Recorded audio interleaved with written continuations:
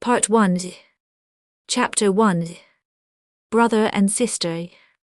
They ran across the shining sand, the Pacific thundering its long surge at their backs, and when they gained the roadway leaped upon bicycles and dived at faster pace into the green avenues of the park. There were 3 of them, 3 boys in as many bright-coloured sweaters, and they scorched along the cycle path as dangerously near the speed limit as is the custom of boys in bright-coloured sweaters to go. They may have exceeded the speed limit. A mounted park policeman thought so, but was not sure, and contented himself with cautioning them as they flashed by. They acknowledged the warning promptly, and on the next turn of the path as promptly forgot it, which is also a custom of boys in bright-coloured sweaters. Shooting out through the entrance to Golden Gate Park, they turned into San Francisco, and took the long sweep of the descending hills at a rate that caused pedestrians to turn and watch them anxiously.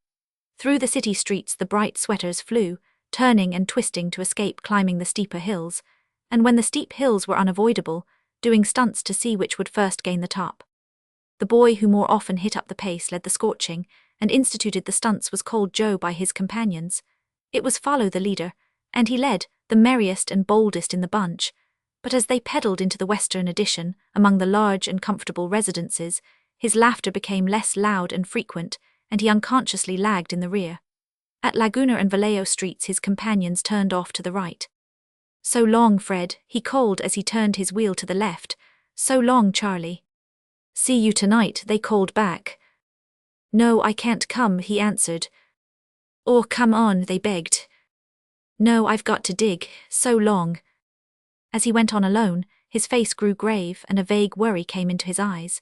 He began resolutely to whistle, but this dwindled away till it was a thin and very subdued little sound, which ceased altogether as he rode up the driveway to a large 2-storied house. "Oh, Joe." He hesitated before the door to the library. Bessie was there, he knew, studiously working up her lessons. She must be nearly through with them, too, for she was always done before dinner, and dinner could not be many minutes away. As for his lessons, they were as yet untouched. The thought made him angry. It was bad enough to have one sister, and 2 years younger at that in the same grade, but to have her continually head and shoulders above him in scholarship was a most intolerable thing. Not that he was dull. No one knew better than himself that he was not dull. But somehow, he did not quite know how, his mind was on other things and he was usually unprepared. "Joe, please come here." There was the slightest possible plaintive note in her voice this time. "Well," he said, thrusting aside the portiere with an impetuous movement. He said it gruffly, but he was half sorry for it the next instant when he saw a slender little girl regarding him with wistful eyes across the big reading table heaped with books. She was curled up, with pencil and pad, in an easy chair of such generous dimensions that it made her seem more delicate and fragile than she really was. "What is it, sis?" he asked more gently, crossing over to her side. She took his hand in hers and pressed it against her cheek, and as he stood beside her came closer to him with a nestling movement. "What is the matter, Joe dear?" she asked softly. "Won't you tell me?" He remained silent. It struck him as ridiculous to confess his troubles to a little sister, even if her reports were higher than his, and the little sister struck him as ridiculous to demand his troubles of him. "What a soft cheek she has," he thought as she pressed her face gently against his hand. If he could but tear himself away, it was all so foolish. Only he might hurt her feelings, and in his experience girls' feelings were very easily hurt. She opened his fingers and kissed the palm of his hand. It was like a rose leaf falling. It was also her way of asking her question over again.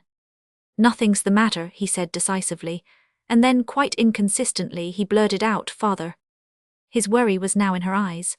"But Father is so good and kind, Joe," she began. "Why don't you try to please him? He doesn't ask much of you and it's all for your own good. It's not as though you were a fool like some boys, if you would only study a little bit." "That's it, lecturing," he exploded, tearing his hand roughly away. "Even you are beginning to lecture me now. I suppose the cook and the stable boy will be at it next."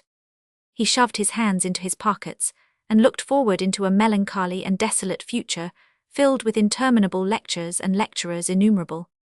"Was that what you wanted me for?" he demanded, turning to go. She caught at his hand again. "No, it wasn't, only you looked so worried that I thought her voice broke, and she began again freshly. "What I wanted to tell you was that we're planning a trip across the bay to Oakland next Saturday for a tramp in the hills." "Who's going?" "Myrtle Hayes." "What, that little softy?" he interrupted. I don't think she is a softie, Bessie answered with spirit. She's one of the sweetest girls I know. Which is ain't saying much considering the girls you know, but go on, who are the others? Pearl Sather and her sister Alice and Jessie Hilborn and Sadie French and Edna Cruthers. That's all the girls. Joe sniffed disdainfully. Who are the fellows then? Morris and Felix Clement, Dick Schofield, Bert Layton and… That's enough, milk and water chaps, all of them. I wanted to ask you and Fred and Charlie, she said in a quavering voice. That's what I called you in for, to ask you to come. And what are you going to do? He asked. Walk, gather wild flowers, the poppies are all out now, eat luncheon at some nice place and come home, he finished for her. Bessie nodded her head. Joe put his hands in his pockets again and walked up and down. A sissy outfit, that's what it is, he said abruptly, and a sissy program, none of it in mine, please.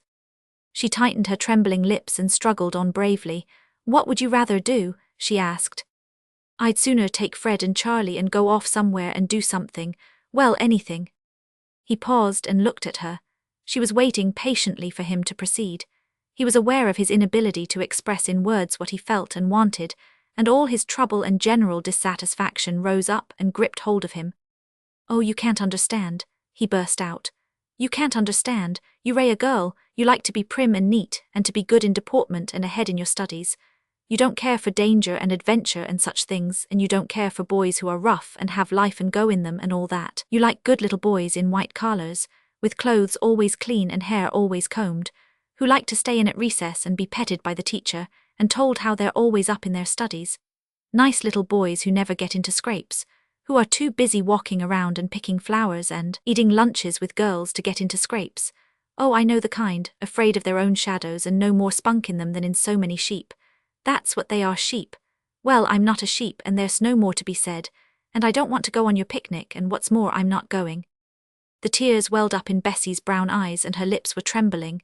This angered him unreasonably. What were girls good for anyway? Always blubbering and interfering and carrying on. There was no sense in them. A fellow can't say anything without making you cry, he began, trying to appease her. Why, I didn't mean anything, sis, I didn't, sure, He paused helplessly and looked down at her. She was sobbing, and at the same time shaking with the effort to control her sobs, while big tears were rolling down her cheeks. Oh, you girls, he cried and strode wrathfully out of the room. Chapter 2. The Draconian Reforms. A few minutes later, and still wrathful, Joe went in to dinner. He ate silently, though his father and mother and Bessie kept up a genial flow of conversation. There she was, he communed sadly with his plate, crying one minute and the next all smiles and laughter. Now that was ain't his way. If he had anything sufficiently important to cry about, rest assured he would ain't get over it for days. Girls were hypocrites, that was all there was to it. They didn't feel 1/100th part of all that they said when they cried. It stood to reason that they didn't. It must be that they just carried on because they enjoyed it. It made them feel good to make other people miserable, especially boys. That was why they were always interfering. Thus reflecting sagely, he kept his eyes on his plate and did justice to the fare. For one cannot scorch from the Cliff House to the Western Addition via the park without being guilty of a healthy appetite. Now and then his father directed a glance at him in a certain mildly anxious way.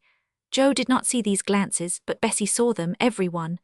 Mr. Bronson was a middle-aged man, well-developed and of heavy build, though not fat. His was a rugged face, square-jawed and stern-featured, though his eyes were kindly, and there were lines about the mouth that betokened laughter rather than severity. A close examination was not required to discover the resemblance between him and Joe. The same broad forehead and strong jaw characterized them both, and the eyes, taking into consideration the difference of age, were as like as peas from one pod. "How are you getting on, Joe?" Mr. Bronson asked finally. Dinner was over and they were about to leave the table. "Oh, I don't know," Joe answered carelessly and then added, "We have examinations tomorrow, I'll know then." "Whither bound?" his mother questioned as he turned to leave the room. She was a slender, willowy woman whose brown eyes Bessie's were, and likewise her tender ways. "To my room," Joe answered. "To work," he supplemented. She rumpled his hair affectionately and bent and kissed him. Mr. Bronson smiled approval at him as he went out, and he hurried up the stairs, resolved to dig hard and pass the examinations of the coming day. Entering his room, he locked the door and sat down at a desk most comfortably arranged for a boy's study. He ran his eye over his textbooks. The history examination came the first thing in the morning, so he would begin on that. He opened the book where a page was turned down and began to read. Shortly after the draconian reforms, a war broke out between Athens and Megara respecting the island of Salamis, to which both cities laid claim. That was easy, but what were the draconian reforms? He must look them up. He felt quite studious as he ran over the back pages, till he chanced to raise his eyes above the top of the book and saw on a chair a baseball mask and a catcher's glove. They should en't have lost that game last Saturday, he thought, and they would en't have either if it had en't been for Fred. He wished Fred would en't fumble so. He could hold 100 difficult balls in succession, but when a critical point came, he'd let go of even a dewdrop. He'd have to send him out in the field and bring in Jones to first base. Only Jones was so excitable. He could hold any kind of a ball, no matter how critical the play was, but there was no telling what he would do with the ball after he got it. Joe came to himself with a start. A pretty way of studying history. He buried his head in his book and began. Shortly after the draconian reforms. He read the sentence through 3 times, and then recollected that he had not looked up the draconian reforms. A knock came at the door. He turned the pages over with a noisy flutter but made no answer. The knock was repeated, and Bessie's "Joe, dear" came to his ears. "What do you want?" he demanded, but before she could answer he hurried on. "No admittance, I'm busy." "I came to see if I could help you," she pleaded. "I'm all done and I thought." "Of course you ray all done," he shouted, "you always are." He held his head in both his hands to keep his eyes on the book, but the baseball mask bothered him. The more he attempted to keep his mind on the history, the more in his mind's eye he saw the mask resting on the chair and all the games in which it had played its part. This would never do. He deliberately placed the book face downward on the desk and walked over to the chair. With a swift sweep, he sent both mask and glove hurtling under the bed, and so violently that he heard the mask rebound from the wall. Shortly after the draconian reforms, a war broke out between Athens and Megara. The mask had rolled back from the wall. He wondered if it had rolled back far enough for him to see it. No, he would en't look. What did it matter if it had rolled out? That was en't history, he wondered. He peered over the top of the book, and there was the mask peeping out at him from under the edge of the bed. This was not to be borne. There was no use attempting to study while that mask was around. He went over and fished it out, crossed the room to the closet, and tossed it inside, then locked the door. That was settled, thank goodness. Now he could do some work. He sat down again. Shortly after the draconian reforms, a war broke out between Athens and Megara respecting the island of Salamis, to which both cities laid claim. Which was all very well if he had only found out what the draconian reforms were. A soft glow pervaded the room, and he suddenly became aware of it. What could cause it? He looked out of the window. The setting sun was slanting its long rays against low-hanging masses of summer clouds, turning them to warm scarlet and rosy red, and it was from them that the red light, mellow and glowing, was flung earthward. His gaze dropped from the clouds to the bay beneath. The sea breeze was dying down with the day, and off Fort Point, a fishing boat was creeping into port before the last light breeze. A little beyond, a tug was sending up a twisted pillar of smoke as it towed a 3-masted schooner to sea. His eyes wandered over toward the Marin County shore. The line where land and water met was already in darkness, and long shadows were creeping up the hills toward Mount Tamalpais, which was sharply silhouetted against the western sky. Oh, if he, Joe Bronson, were only on that fishing boat and sailing in with a deep-sea catch, or if he were on that schooner, heading out into the sunset, into the world. That was life, that was living, doing something and being something in the world. And instead, here he was, pent up in a close room, racking his brains about people dead and gone thousands of years before he was born. He jerked himself away from the window as though held there by some physical force, and resolutely carried his chair and history into the farthest corner of the room, where he sat down with his back to the window. An instant later, so it seemed to him, he found himself again staring out of the window and dreaming. How he had got there he did not know. His last recollection was the finding of a subheading on a page on the right-hand side of the book which read, "The Laws and Constitution of Draco," and then, evidently like walking in one's sleep, he had come to the window. How long had he been there? He wondered. The fishing boat which he had seen off Fort Point was now crawling into Meigs's wharf. This denoted nearly an hour's lapse of time. The sun had long since set. A solemn greyness was brooding over the water, and the first faint stars were beginning to twinkle over the crest of Mount Tamalpais. He turned with a sigh to go back into his corner when a long whistle, shrill and piercing, came to his ears. That was Fred. He sighed again. The whistle repeated itself, then another whistle joined it. That was Charlie. They were waiting on the corner, lucky fellows. Well, they would ent see him this night. Both whistles arose in duet. He writhed in his chair and groaned. No, they would ent see him this night, he reiterated, at the same time rising to his feet. It was certainly impossible for him to join them when he had not yet learned about the draconian reforms. The same force which had held him to the window now seemed drawing him across the room to the desk. It made him put the history on top of his school books, and he had the door unlocked and was halfway into the hall before he realized it. He started to return, but the thought came to him that he could go out for a little while and then come back and do his work. A very little while, he promised himself as he went downstairs. He went down faster and faster, till at the bottom he was going 3 steps at a time. He popped his cap on his head and went out of the side entrance in a rush, and ere he reached the corner the reforms of Draco were as far away in the past as Draco himself, while the examinations on the morrow were equally far away in the future. Chapter 3. Brick, Sorreltop and ready. What's up? Joe asked as he joined Fred and Charlie. Kites, Charlie answered. Come on, we're tired out waiting for you. The 3 set off down the street to the brow of the hill, where they looked down upon Union Street, far below and almost under their feet. This they called the pit, and it was well named. Themselves they called the hill-dwellers, and a descent into the pit by the hill-dwellers was looked upon by them as a great adventure. Scientific kite-flying was one of the keenest pleasures of these 3 particular hill-dwellers, and 6 or 8 kites strung out on a mile of twine and soaring into the clouds was an ordinary achievement for them. They were compelled to replenish their kite supply often, for whenever an accident occurred and the string broke or a ducking kite dragged down the rest, or the wind suddenly died out, their kites fell into the pit, from which place they were unrecoverable. The reason for this was the young people of the pit were a piratical and robber race with peculiar ideas of ownership and property rights. On a day following an accident to a kite of one of the hill-dwellers, the selfsame kite could be seen riding the air attached to a string which led down into the pit to the lairs of the pit people. So it came about that the pit people, who were poor folk and unable to afford scientific kite-flying, developed great proficiency in the art when their neighbours the hill-dwellers took it up. There was also an old sailorman who profited by this recreation of the hill-dwellers, for he was learned in sails and air currents, and being deft of hand and cunning, he fashioned the best flying kites that could be obtained. He lived in a rattle-trap shanty close to the water, where he could still watch with dim eyes the ebb and flow of the tide, and the ships pass out and in, and where he could revive old memories of the days when he, too, went down to the sea in ships. To reach his shanty from the hill one had to pass through the pit, and thither the 3 boys were bound. They had often gone for kites in the daytime, but this was their first trip after dark, and they felt it to be, as it indeed was, a hazardous adventure. In simple words, the pit was merely the cramped and narrow quarters of the poor, where many nationalities crowded together in cosmopolitan confusion, and lived as best they could, amid much dirt and squalor. It was still early evening when the boys passed through on their way to the sailorman's shanty, and no mishap befell them, though some of the pit boys stared at them savagely and hurled a taunting remark after them, now and then.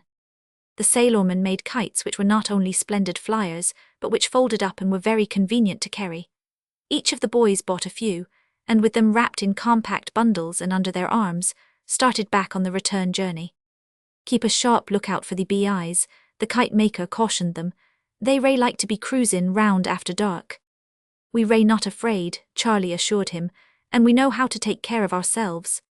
Used to the broad and quiet streets of the hill, the boys were shocked and stunned by the life that teemed in the close-packed quarter. It seemed some thick and monstrous growth of vegetation, and that they were wading through it. They shrank closely together in the tangle of narrow streets as though for protection, conscious of the strangeness of it all, and how unrelated they were to it. Children and babies sprawled on the sidewalk and under their feet. Bareheaded and unkempt women gossiped in the doorways or passed back and forth with scant marketings in their arms. There was a general odor of decaying fruit and fish, a smell of staleness and putridity. Big hulking men slouched by, and ragged little girls walked gingerly through the confusion with foaming buckets of beer in their hands. There was a clatter and garble of foreign tongues and brogues, shrill cries, quarrels and wrangles, and the pit pulsed with a great and steady murmur, like the hum of the human hive that it was. "Phew, I'll be glad when we ray out of it," Fred said. He spoke in a whisper, and Joe and Charlie nodded grimly that they agreed with him.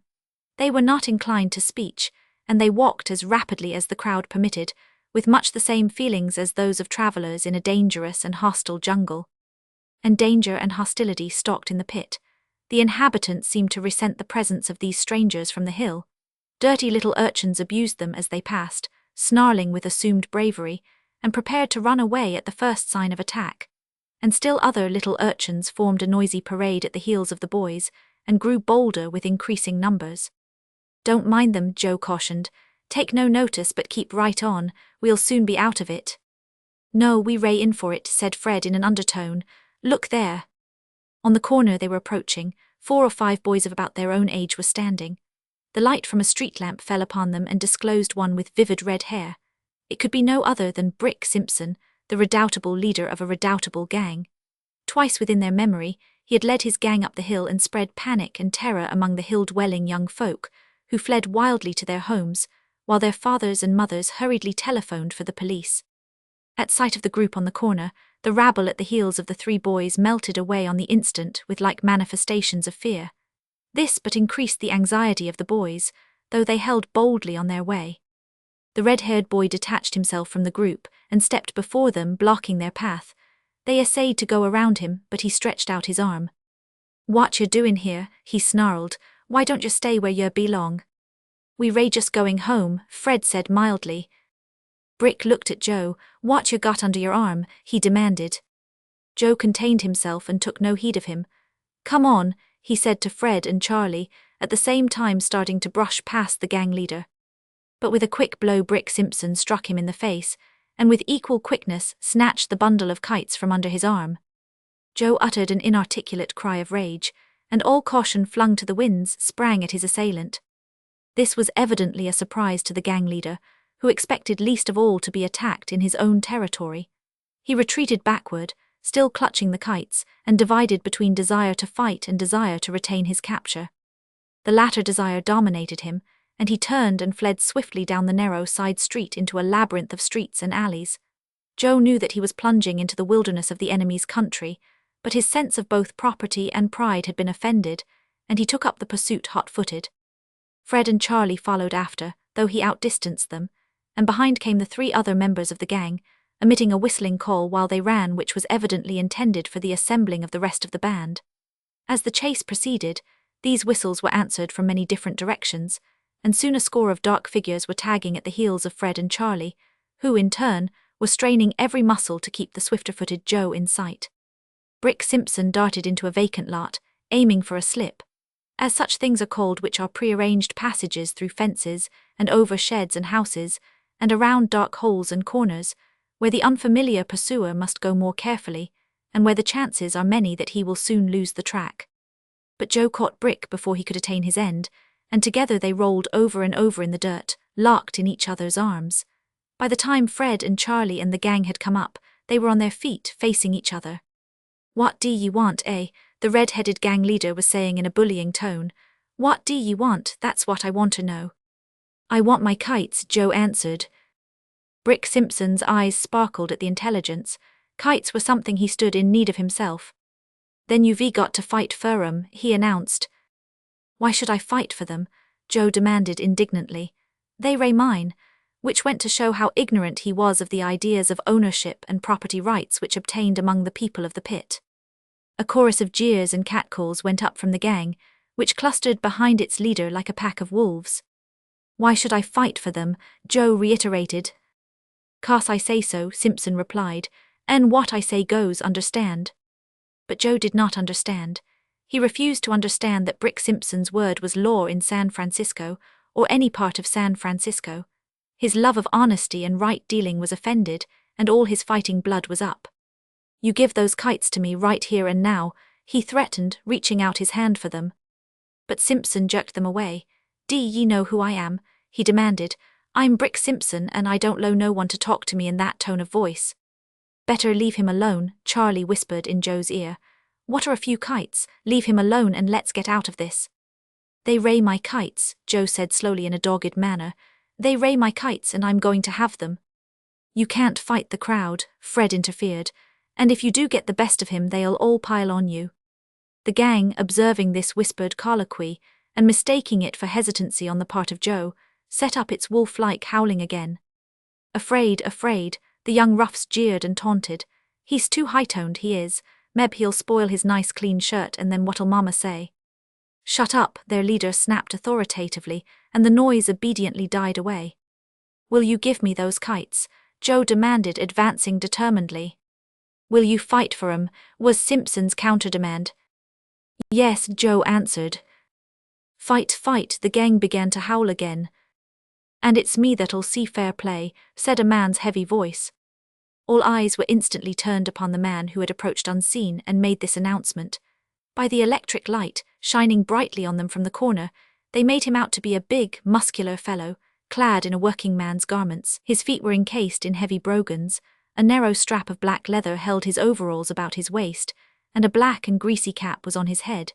His face was grimed with coal dust, and a coarse blue shirt, open at the neck, revealed a wide throat and massive chest. And who ray you?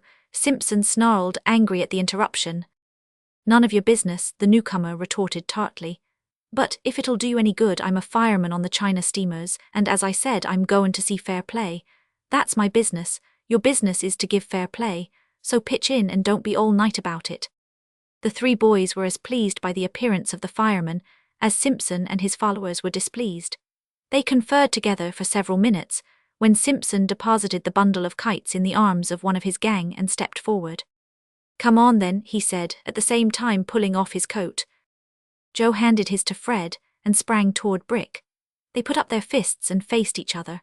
Almost instantly Simpson drove in a fierce blow and ducked cleverly away and out of reach of the blow which Joe returned.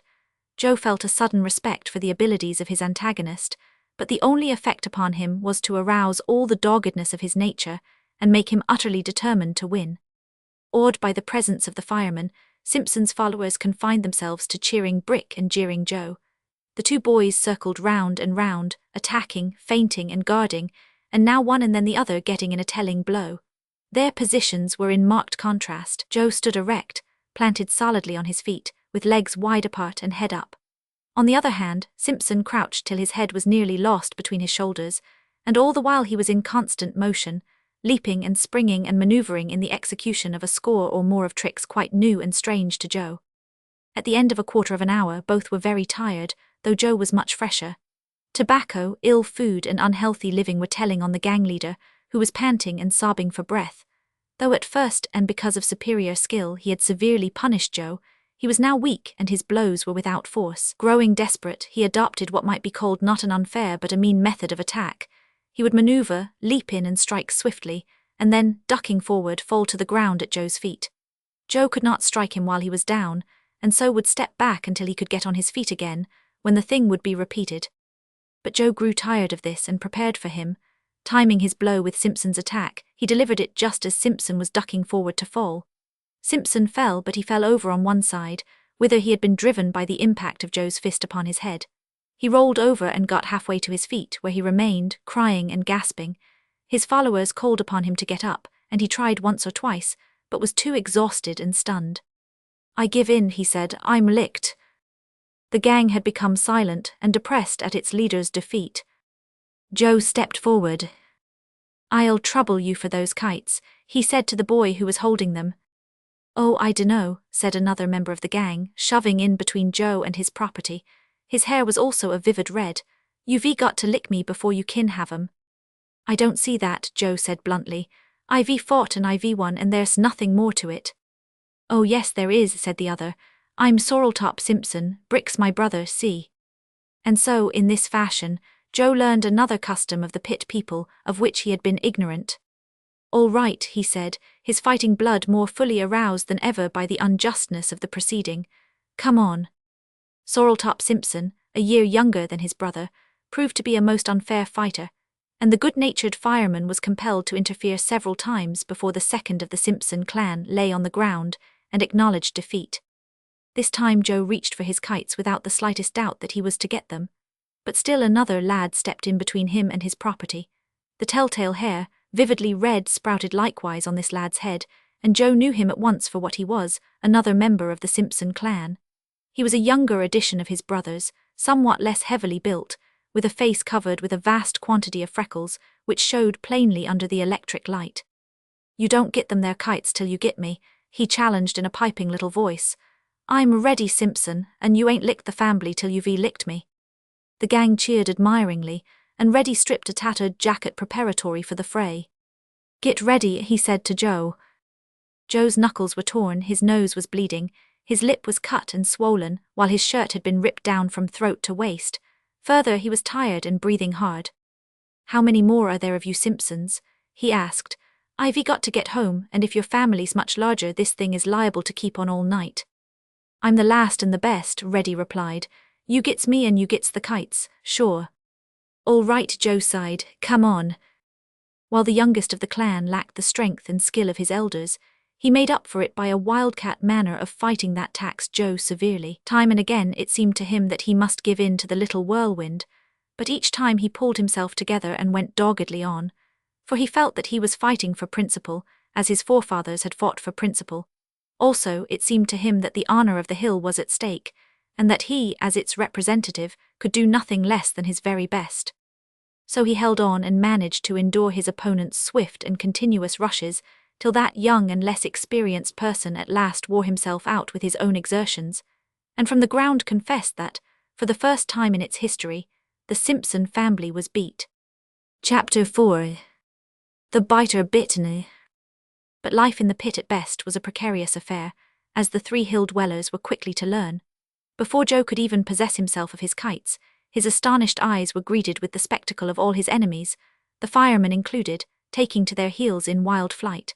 As the little girls and urchins had melted away before the Simpson gang, so was melting away the Simpson gang before some new and correspondingly awe-inspiring group of predatory creatures. Joe heard terrified cries of "Fish gang! Fish gang!" from those who fled, and he would have fled himself from this new danger, only he was breathless from his last encounter, and knew the impossibility of escaping whatever threatened. Fred and Charlie felt mighty longings to run away from a danger great enough to frighten the redoubtable Simpson gang and the valorous firemen, but they could not desert their comrade. Dark forms broke into the vacant lot, some surrounding the boys and others dashing after the fugitives. That the laggards were overtaken was evidenced by the cries of distress that went up, and when later the pursuers returned, they brought with them the luckless and snarling Brick, still clinging fast to the bundle of kites. Joe looked curiously at this latest band of marauders. They were young men of from 17 and 18 to 23 and 4 years of age, and bore the unmistakable stamp of the hoodlum class. There were vicious faces among them, faces so vicious as to make Joe's flesh creep as he looked at them. A couple grasped him tightly by the arms, and Fred and Charlie were similarly held captive. "Look here you," said one who spoke with the authority of leader, "we've got to inquire into this. What's been goin' on here? What ray you up to, Redhead? What you been doin'?" "Ain't been doin' nothin'," Simpson whined. "Looks like it." The leader turned up Brick's face to the electric light. "Who's been paintin' you up like that?" he demanded. Brick pointed at Joe, who was forthwith dragged to the front. "What was you scrappin' about?" "Kites, my kites," Joe spoke up boldly. "That fellow tried to take them away from me. He's got them under his arm now." "Oh, he has he? Look here you Brick, we don't put up with stealin' in this territory. See, you never rightly own nothin'. Come, fork over the kites, last call." The leader tightened his grasp threateningly, and Simpson, weeping tears of rage, surrendered the plunder. "What you got under your arm?" the leader demanded abruptly of Fred, at the same time jerking out the bundle. "More kites, eh? Reglar kite factory gone and got itself lost," he remarked finally when he had appropriated Charlie's bundle. "Now what I wants to know is what we ray goin' to do to you teary chaps," he continued in a judicial tone. "What for?" Joe demanded hotly. "For being robbed of our kites." Not at all," the leader responded politely. "But for luggin' kites round these quarters and causin' all this unseemly disturbance. It's disgraceful, that's what it is, disgraceful." At this juncture, when the hill dwellers were the center of attraction, Brick suddenly wormed out of his jacket, squirmed away from his captors, and dashed across the lot to the slip for which he had been originally headed when overtaken by Joe. 2 or 3 of the gang shot over the fence after him in noisy pursuit. There was much barking and howling of backyard dogs and clattering of shoes over sheds and boxes. Then there came a splashing of water, as though a barrel of it had been precipitated to the ground.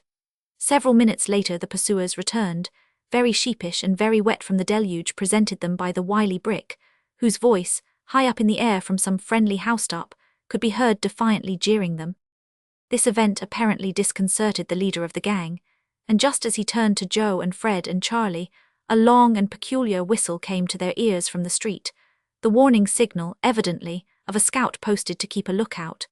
The next moment the scout himself came flying back to the main body, which was already beginning to retreat. "Cops," he panted. Joe looked and he saw 2 helmeted policemen approaching, with bright stars shining on their breasts.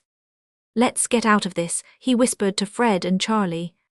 The gang had already taken to flight, and they blocked the boys' retreat in one quarter, and in another they saw the policemen advancing.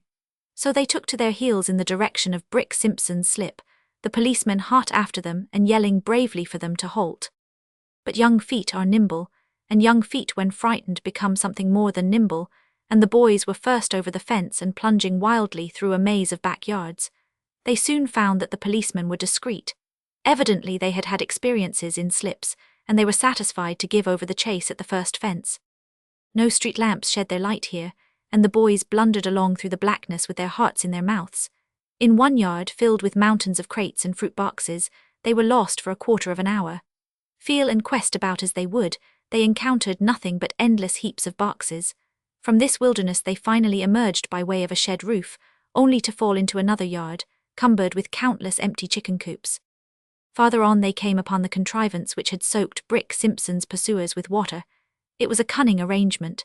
Where the slip led through a fence with a board missing, a long slat was so arranged that the ignorant wayfarer could not fail to strike against it. This slat was the spring of the trap. A light touch upon it was sufficient to disconnect a heavy stone from a barrel perched overhead and nicely balanced. The disconnecting of the stone permitted the barrel to turn over and spill its contents on the one beneath who touched the slat. The boys examined the arrangement with keen appreciation. Luckily for them, the barrel was overturned, or they too would have received a ducking, for Joe, who was in advance, had blundered against the slat. "I wonder if this is Simpson's backyard," he queried softly. "It must be," Fred concluded, "or else the backyard of some member of his gang." Charlie put his hands warningly on both their arms. "Hist, what's that?" he whispered. They crouched down on the ground. Not far away was the sound of someone moving about. Then they heard a noise of falling water as from a faucet into a bucket. This was followed by steps boldly approaching. They crouched lower, breathless with apprehension. A dark form passed by within arm's reach and mounted on a box to the fence. It was Brick himself, resetting the trap. They heard him arrange the slat and stone, then right the barrel and empty into it a couple of buckets of water. As he came down from the box to go after more water, Joe sprang upon him, tripped him up, and held him to the ground. "Don't make any noise," he said. "I want you to listen to me." "Oh, it's you, is it?"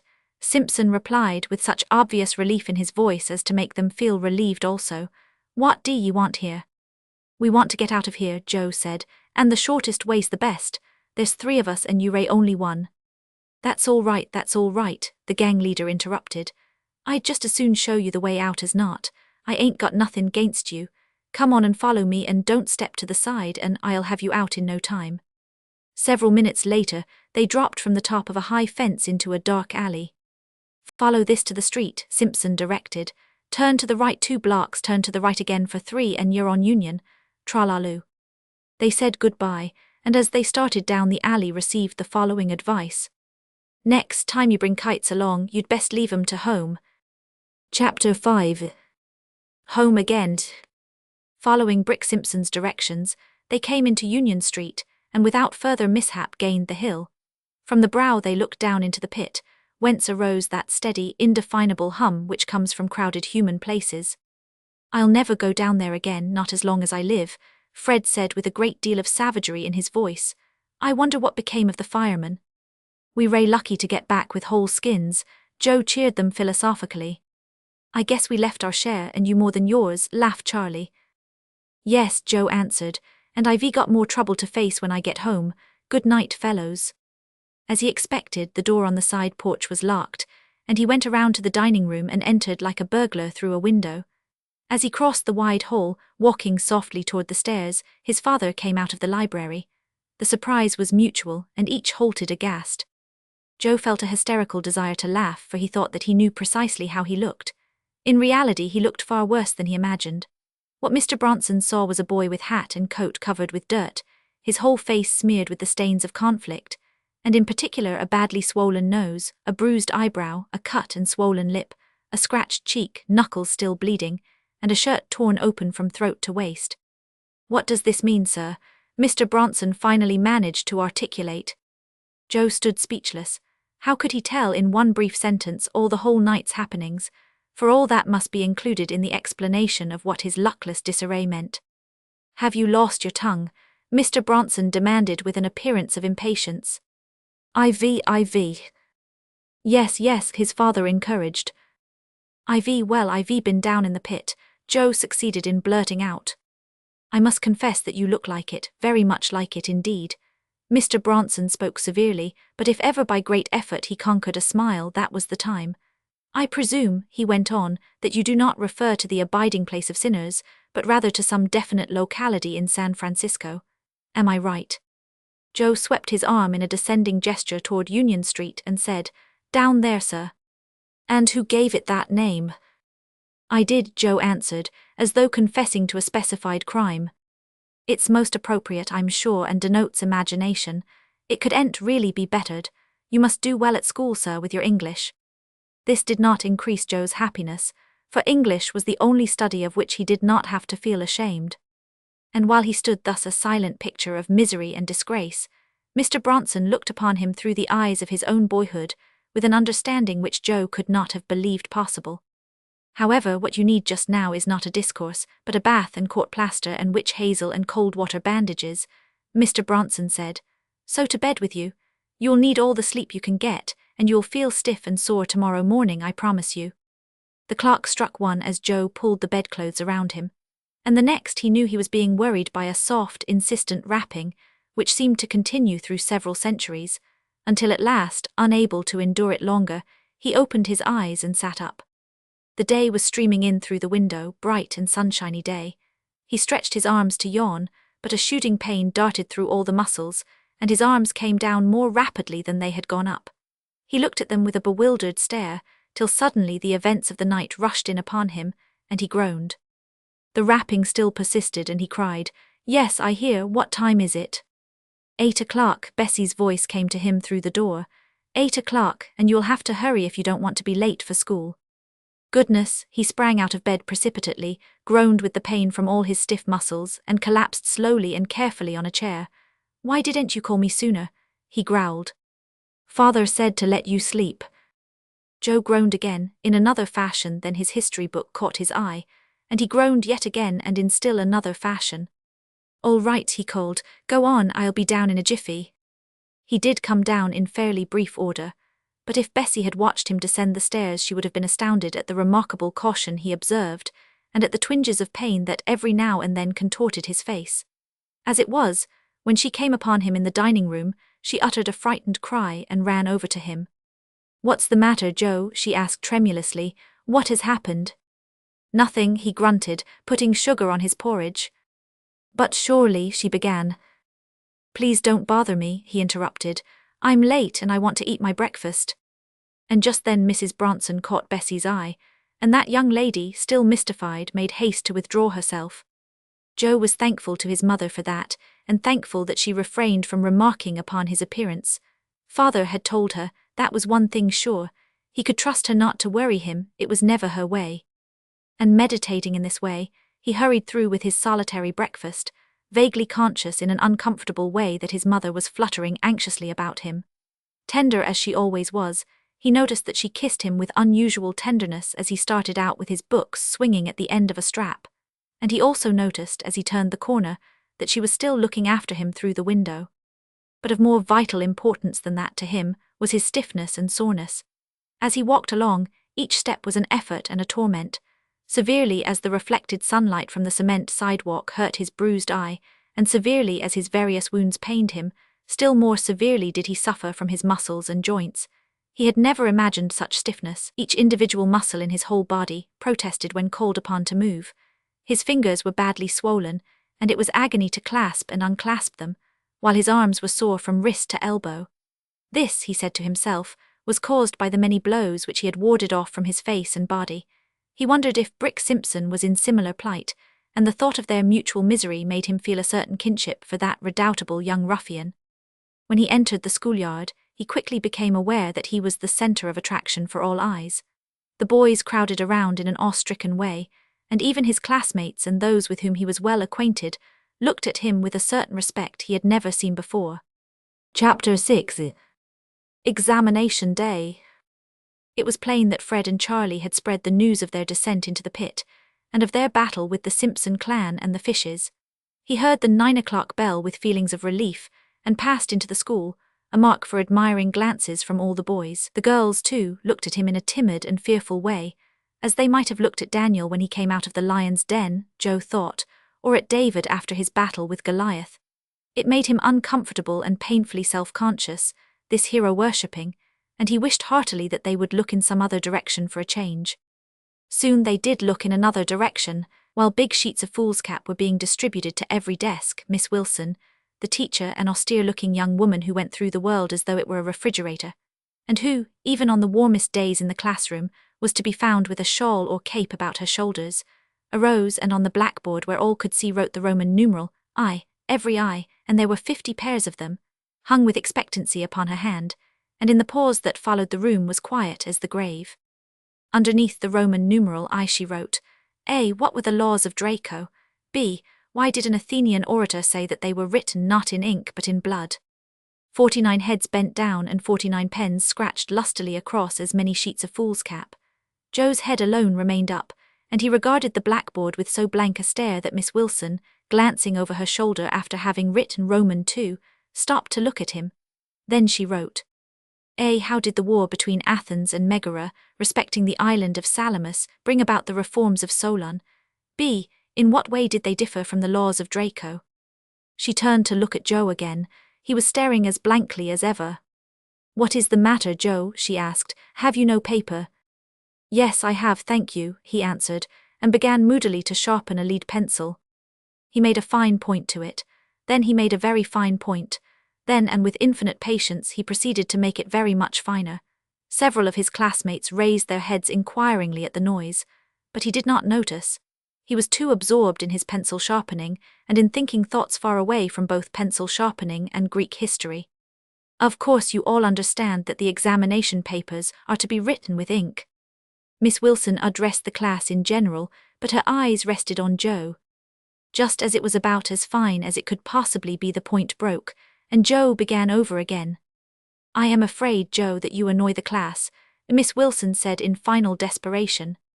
He put the pencil down, closed the knife with a snap, and returned to his blank staring at the blackboard.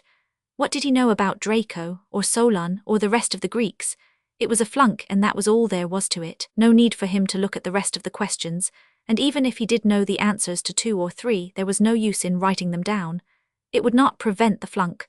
Besides, his arm hurt him too much to write. It hurt his eyes to look at the blackboard, and his eyes hurt even when they were closed, and it seemed positively to hurt him to think. So the 49 pens scratched on in a race after Miss Wilson, who was covering the blackboard with question after question, and he listened to the scratching, and watched the questions growing under her chalk, and was very miserable indeed. His head seemed whirling around. It ached inside and was sore outside, and he did not seem to have any control of it at all. He was beset with memories of the pit, like scenes from some monstrous nightmare, and try as he would, he could not dispel them. He would fix his mind and eyes on Miss Wilson's face, who was now sitting at her desk, and even as he looked at her, the face of Brick Simpson, impudent and pugnacious, would arise before him. It was of no use. He felt sick and sore and tired and worthless. There was nothing to be done but flunk. And when, after an age of waiting, the papers were collected, his went in a blank, save for his name, the name of the examination, and the date, which were written across the top. After a brief interval, more papers were given out, and the examination in arithmetic began. He did not trouble himself to look at the questions. Ordinarily he might have pulled through such an examination, but in his present state of mind and body he knew it was impossible. He contented himself with burying his face in his hands and hoping for the noon hour. Once, lifting his eyes to the clock, he caught Bessie looking anxiously at him across the room from the girl's side. This but added to his discomfort. Why was she bothering him? No need for her to trouble. She was bound to pass. Then why couldn't she leave him alone? So he gave her a particularly glowering look and buried his face in his hands again. Nor did he lift it till the 12 o'clock gong rang, when he handed in a second blank paper and passed out with the boys. Fred and Charlie and he usually ate lunch in a corner of the yard which they had arrogated to themselves. But this day, by some remarkable coincidence, a score of other boys had elected to eat their lunches on the same spot. Joe surveyed them with disgust. In his present condition he did not feel inclined to receive hero worship. His head ached too much, and he was troubled over his failure in the examinations, and there were more to come in the afternoon. He was angry with Fred and Charlie.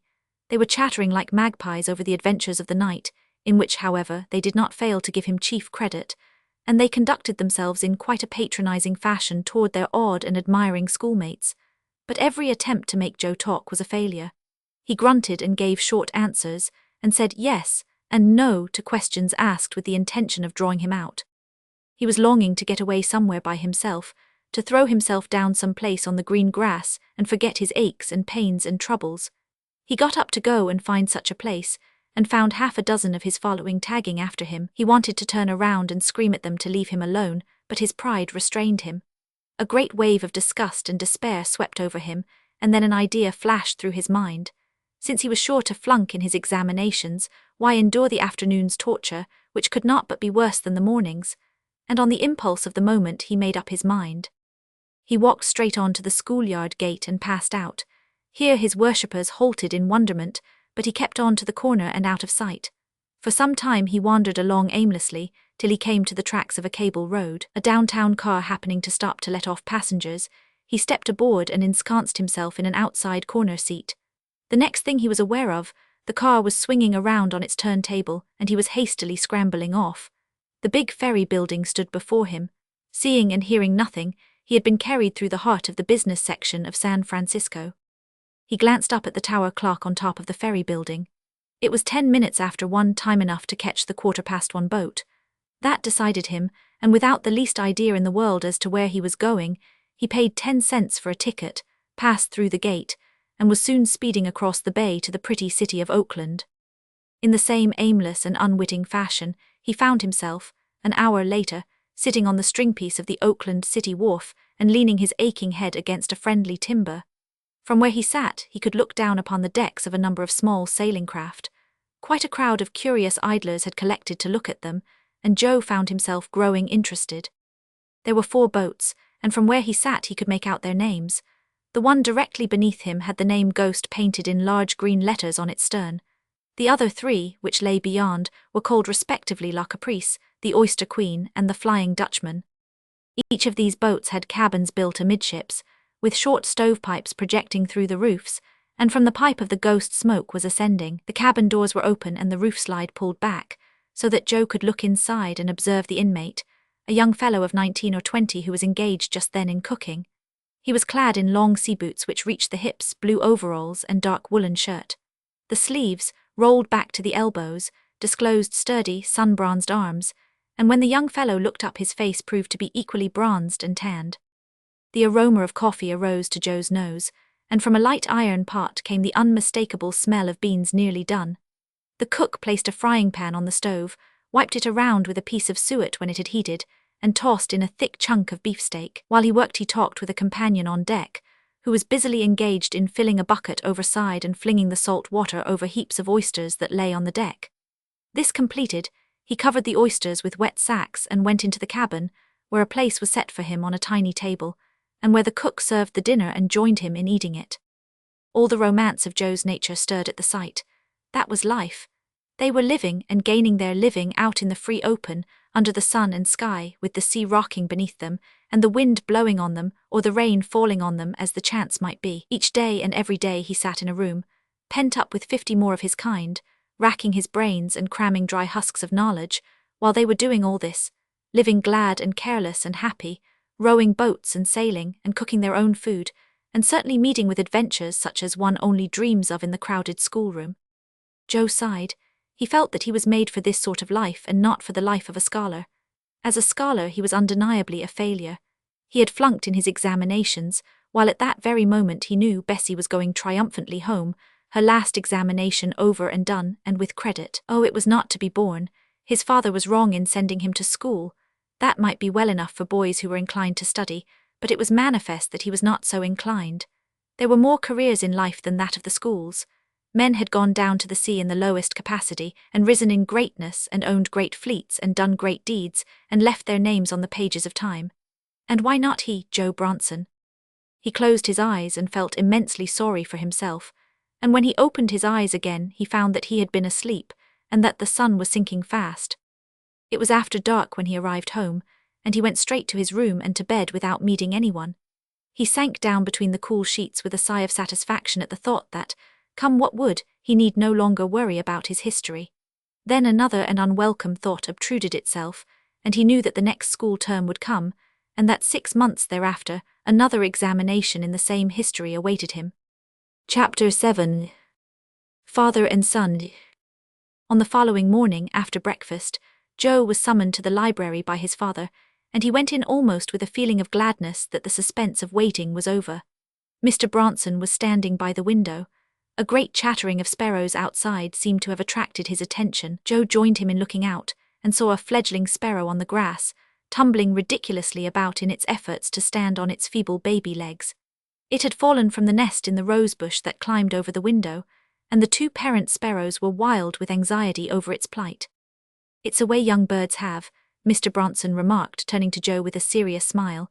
"And I dare say you are on the verge of a somewhat similar predicament, my boy," he went on. "I am afraid things have reached a crisis, Joe. I have watched it coming on for a year now. Your poor scholarship, your carelessness and inattention, your constant desire to be out of the house and away in search of adventures of one sort or another." He paused as though expecting a reply, but Joe remained silent. "I have given you plenty of liberty. I believe in liberty. The finest souls grow in such soil, so I have not hedged you in with endless rules and irksome restrictions. I have asked little of you, and you have come and gone pretty much as you pleased. In a way, I have put you on your honor, made you largely your own master, trusting to your sense of right to restrain you from going wrong and at least to keep you up in your studies. And you have failed me. What do you want me to do? Set you certain bounds and time limits, keep a watch over you, compel you by main strength to go through your books? I have here a note," Mr. Bronson said after another pause, in which he picked up an envelope from the table and drew forth a written sheet. Joe recognized the stiff and uncompromising scrawl of Miss Wilson, and his heart sank. His father began to read. Listlessness and carelessness have characterized his term's work, so that when the examinations came, he was wholly unprepared. In neither history nor arithmetic did he attempt to answer a question, passing in his papers perfectly blank. These examinations took place in the morning. In the afternoon he did not take the trouble even to appear for the remainder. Mr. Bronson ceased reading and looked up. "Where were you in the afternoon?" he asked.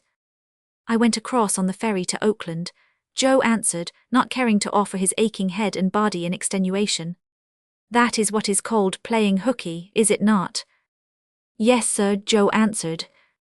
"The night before the examinations, instead of studying, you saw fit to wander away and involve yourself in a disgraceful fight with hoodlums. I did not say anything at the time. In my heart I think I might almost have forgiven you that, if you had done well in your schoolwork." Joe had nothing to say. He knew that there was his side to the story, but he felt that his father did not understand, and that there was little use of telling him. "The trouble with you, Joe, is carelessness and lack of concentration. What you need is what I have not given you, and that is rigid discipline. I have been debating for some time upon the advisability of sending you to some military school, where your tasks will be set for you, and what you do every moment in the 24 hours will be determined for you." "Oh, father, you don't understand, you can't understand," Joe broke forth at last. "I try to study, I honestly try to study, but somehow I don't know how I can't study. Perhaps I am a failure. Perhaps I am not made for study. I want to go out into the world, I want to see life, to live. I don't want any military academy, I'd sooner go to sea, anywhere where I can do something and be something." Mr. Bronson looked at him kindly. "It is only through study that you can hope to do something and be something in the world," he said. Joe threw up his hand with a gesture of despair. "I know how you feel about it," Mr. Bronson went on. But you are only a boy, very much like that young sparrow we were watching. If at home you have not sufficient control over yourself to study, then away from home, out in the world which you think is calling to you, you will likewise not have sufficient control over yourself to do the work of that world. But I am willing, Joe, I am willing, after you have finished high school and before you go into the university, to let you out into the world for a time. Let me go now, Joe asked impulsively. No, it is too early. You have earned your wings yet. You are too unformed and your ideals and standards are not yet thoroughly fixed. But I shall not be able to study, Joe threatened. I know I shall not be able to study. Mr. Bronson consulted his watch and arose to go. I have not made up my mind yet, he said.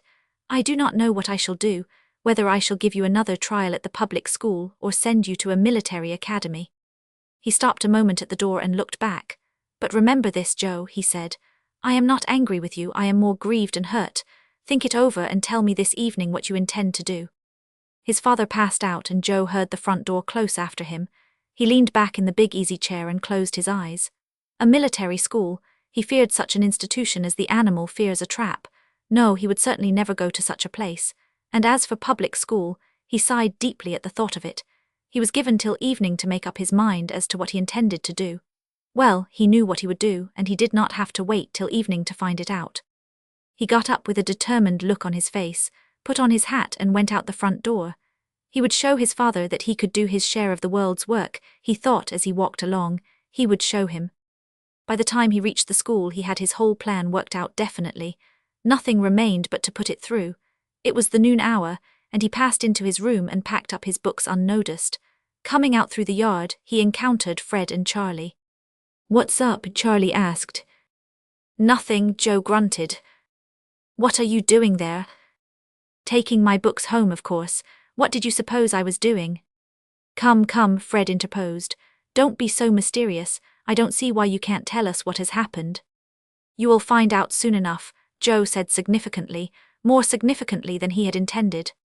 And for fear that he might say more, he turned his back on his astonished chums and hurried away. He went straight home and to his room, where he busied himself at once with putting everything in order. His clothes he hung carefully away, changing the suit he had on for an older one. From his bureau he selected a couple of changes of underclothing, a couple of cotton shirts, and half a dozen pairs of socks. To these he added as many handkerchiefs, a comb, and a toothbrush. When he had bound the bundle in stout wrapping paper, he contemplated it with satisfaction. Then he went over to his desk and took from a small inner compartment his savings for some months, which amounted to several dollars. This sum he had been keeping for the 4th of July, but he thrust it into his pocket with hardly a regret. Then he pulled a writing pad over to him, sat down and wrote. Don't look for me, I am a failure and I am going away to sea. Don't worry about me. I am all right and able to take care of myself. I shall come back some day and then you will all be proud of me. Goodbye, Papa and Mama and Bessie. Joe's. This he left lying on his desk where it could easily be seen. He tucked the bundle under his arm, and with a last farewell look at the room, stole out. Part 2. Chapter 8. Frisco Kid and the New Boy. Frisco Kid was discontented and disgusted. This would have seemed impossible to the boys who fished from the dock above and envied him greatly. True, they wore cleaner and better clothes and were blessed with fathers and mothers, but his was the free-floating life of the bay, the domain of moving adventure, and the companionship of men. Theirs the rigid discipline and dreary sameness of home life. They did not dream that Frisco Kid ever looked up at them from the cockpit of the Dazzler, and in turn envied them just those things which sometimes were the most distasteful to them, and from which they suffered to repletion, just as the romance of adventure sang its siren song in their ears and whispered vague messages of strange lands and lusty deeds. So the delicious mysteries of home enticed Frisco Kid's roving fancies, and his brightest daydreams were of the things he knew not: brothers, sisters, a father's counsel, a mother's kiss. He frowned, got up from where he had been sunning himself on top of the Dazzler's cabin, and kicked off his heavy rubber boots. Then he stretched himself on the narrow side deck and dangled his feet in the cool salt water. Now that's freedom, thought the boys who watched him. Besides, those long sea boots, reaching to the hips and buckled to the leather strap about the waist, held a strange and wonderful fascination for them. They did not know that Frisco Kid did not possess such things as shoes, that the boots were an old pair of Pete Lemaire's and were 3 sizes too large for him. nor could they guess how uncomfortable they were to wear on a hot summer day. The cause of Frisco Kid's discontent was those very boys who sat on the stringpiece and admired him, but his disgust was the result of quite another event. The Dazzler was short one in its crew, and he had to do more work than was justly his share. He did not mind the cooking, nor the washing down of the decks and the pumping, but when it came to the paint scrubbing and dishwashing he rebelled. He felt that he had earned the right to be exempt from such scullion work. That was all the green boys were fit for, while he could make or take in sail, lift anchor, steer, and make landings. Stand from un'er, Pete Lemaire or French Pete, captain of the Dazzler and lord and master of Frisco Kid, threw a bundle into the cockpit and came aboard by the starboard rigging. "Come, quick," he shouted to the boy who owned the bundle and who now hesitated on the dock. It was a good 15 feet to the deck of the sloop, and he could not reach the steel stay by which he must descend. Now 1, 2, 3, the Frenchman counted good-naturedly, after the manner of captains when their crews are short-handed. The boy swung his body into space and gripped the rigging. A moment later he struck the deck, his hands tingling warmly from the friction. "Kid, dis is the new sailor, I make your acquaintance." French Pete smirked and bowed and stood aside. "Mr. Joe Bronson," he added as an afterthought. The two boys regarded each other silently for a moment. They were evidently about the same age, though the stranger looked the heartier and stronger of the two. Frisco Kid put out his hand, and they shook. "So you were thinking of tackling the water, eh?" he said. Joe Bronson nodded and glanced curiously about him before answering. "Yes, I think the bay life will suit me for a while, and then, when I've got used to it, I'm going to sea in the forecastle." "In the what?" "In the forecastle, the place where the sailors live," he explained, flushing and feeling doubtful of his pronunciation. "Oh, the forecastle, know anything about going to sea?" "Yes, no, that is, except what I've read." Frisco Kid whistled, turned on his heel in a lordly manner and went into the cabin. "Going to sea," he chuckled to himself as he built the fire and set about cooking supper. "In the forecastle, too, and thinks he'll like it." In the meanwhile French Pete was showing the newcomer about the sloop as though he were a guest. Such affability and charm did he display that Frisco Kid, popping his head up through the scuttle to call them to supper, nearly choked in his effort to suppress a grin. Joe Bronson enjoyed that supper. The food was rough but good, and the smack of the salt air and the sea fittings around him gave zest to his appetite. The cabin was clean and snug, and though not large, the accommodations surprised him. Every bit of space was utilized. The table swung to the centerboard case on hinges, so that when not in use it actually occupied no room at all. On either side and partly under the deck were 2 bunks. The blankets were rolled back, and the boys sat on the well-scrubbed bunkboards while they ate. A swinging sea lamp of brightly polished brass gave them light, which in the daytime could be obtained through the 4 deadeyes, or small round panes of heavy glass which were fitted into the walls of the cabin. On one side of the door was the stove and woodbox, on the other the cupboard. The front end of the cabin was ornamented with a couple of rifles and a shotgun, while exposed by the rolled-back blankets of French Pete's bunk was a cartridge-lined belt carrying a brace of revolvers. 3 men sitting at a table, talking below decks on a ship. It all seemed like a dream to Joe. Countless times he had imagined scenes somewhat similar to this, but here he was right in the midst of it, and already it seemed as though he had known his 2 companions for years. French Pete was smiling genially at him across the board. It really was a villainous countenance, but to Joe it seemed only weather-beaten.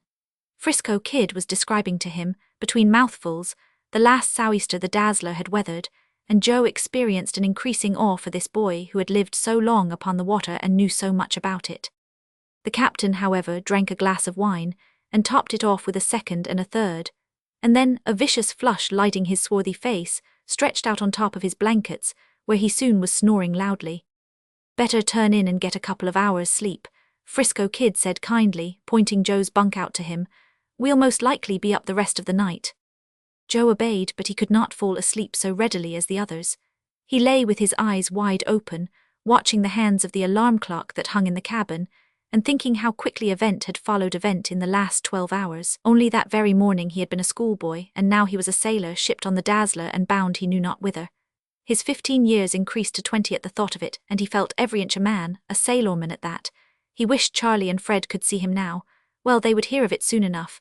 He could see them talking it over and the other boys crowding around. "Who?" "Oh, Joe Bronson, he's gone to sea, used to chum with us." Joe pictured the scene proudly. Then he softened at the thought of his mother worrying, but hardened again at the recollection of his father. Not that his father was not good and kind, but he did not understand boys, Joe thought. That was where the trouble lay. Only that morning he had said that the world was a playground, and that the boys who thought it was were liable to make sore mistakes and be glad to get home again. Well, he knew that there was plenty of hard work and rough experience in the world, but he also thought boys had some rights. He'd show him he could take care of himself, and anyway, he could write home after he got settled down to his new life. Chapter 9. Aboard the Dazzler. A skiff grazed the side of the Dazzler softly and interrupted Joe's reveries. He wondered why he had not heard the sound of the oars in the rowlocks. Then 2 men jumped over the cockpit rail and came into the cabin.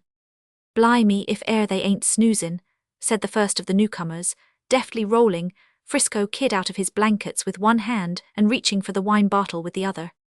French Pete put his head up on the other side of the centerboard, his eyes heavy with sleep, and made them welcome. "Oos this?" asked the Cockney as he was called, smacking his lips over the wine and rolling Joe out upon the floor. "Passenger." No, French Pete made haste to answer. "Ze new sailorman, ver good boy."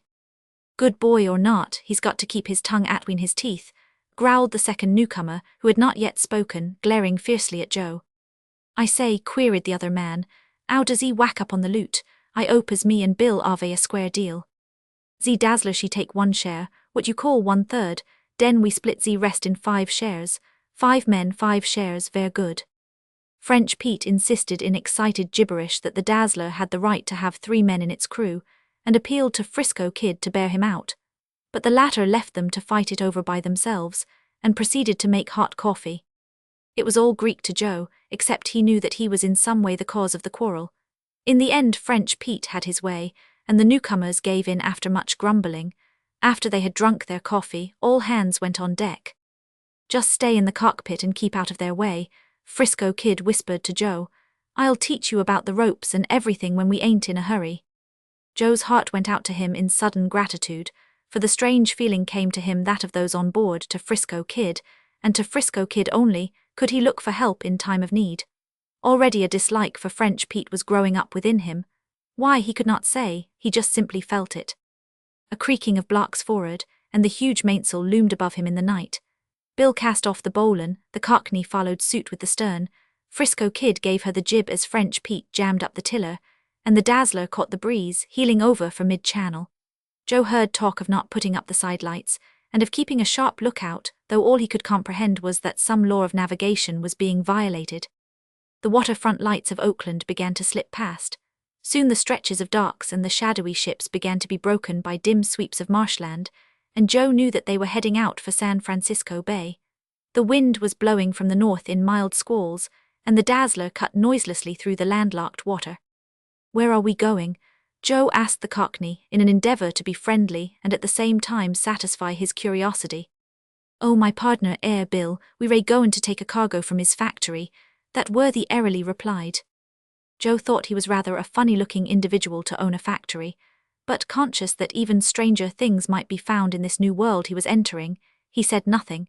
He had already exposed himself to Frisco Kid in the matter of his pronunciation of forecastle, and he had no desire further to advertise his ignorance. A little after that he was sent in to blow out the cabin lamp. The Dazzler tacked about and began to work in toward the north shore. Everybody kept silent, save for occasional whispered questions and answers which passed between Bill and the captain. Finally the sloop was run into the wind, and the jib and mainsail lowered cautiously. "Short hawse," French Pete whispered to Frisco Kid, who went forward and dropped the anchor, paying out the slightest quantity of slack. The Dazzler's skiff was brought alongside, as was also the small boat in which the 2 strangers had come aboard. "See that cub don't make a fuss," Bill commanded in an undertone as he joined his partner in his own boat. "Can you row?" Frisco Kid asked as they got into the other boat. Joe nodded his head. "Then take these oars and don't make a racket."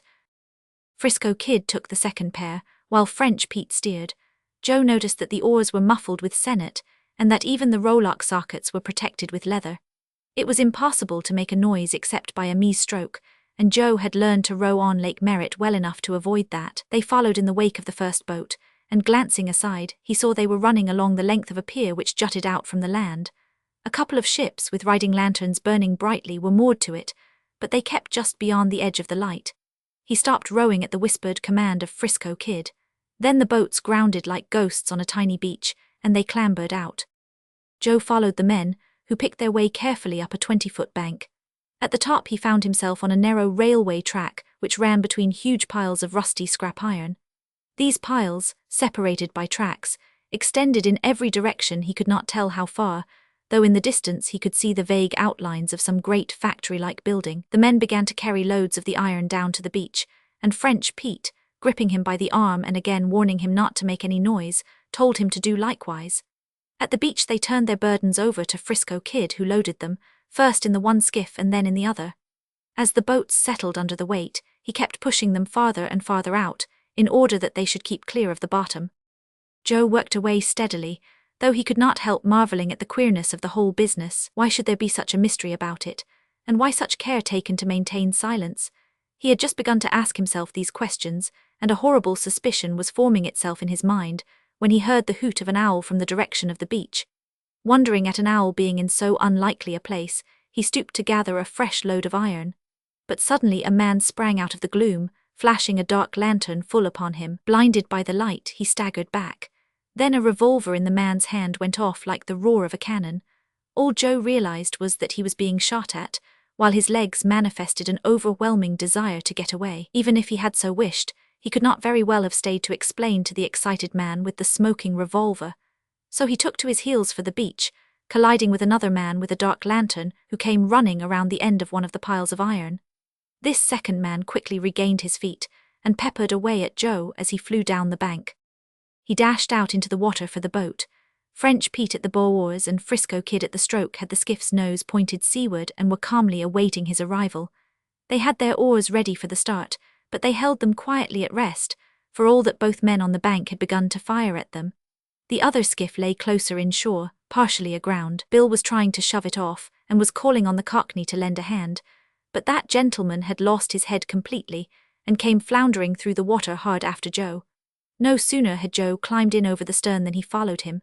This extra weight on the stern of the heavily loaded craft nearly swamped them. As it was, a dangerous quantity of water was shipped. In the meantime, the men on the bank had reloaded their pistols and opened fire again, this time with better aim. The alarm had spread. Voices and cries could be heard from the ships on the pier, along which men were running. In the distance, a police whistle was being frantically blown. "Get out," Frisco Kid shouted. "You ain't going to sink us if I know it. Go and help your pardner." But the Cockney's teeth were chattering with fright, and he was too unnerved to move or speak. "Tiro ze crazy man out," French Pete ordered from the bow. At this moment a bullet shattered an oar in his hand, and he coolly proceeded to ship a spare one. "Give us a hand, Joe," Frisco Kid commanded. Joe understood, and together they seized the terror-stricken creature and flung him overboard. 2 or 3 bullets splashed about him as he came to the surface, just in time to be picked up by Bill, who had at last succeeded in getting clear. Now French Pete called, and a few strokes into the darkness quickly took them out of the zone of fire. So much water had been shipped that the light skiff was in danger of sinking at any moment. While the other 2 rowed, and by the Frenchman's orders, Joe began to throw out the iron. This saved them for the time being, but just as they swept alongside the Dazzler, the skiff lurched, shoved aside under and turned turtle, sending the remainder of the iron to bottom. Joe and Frisco Kid came up side by side, and together they clambered aboard with the skiff's painter in tow. French Pete had already arrived and now helped them out. By the time they had canted the water out of the swamped boat, Bill and his partner appeared on the scene.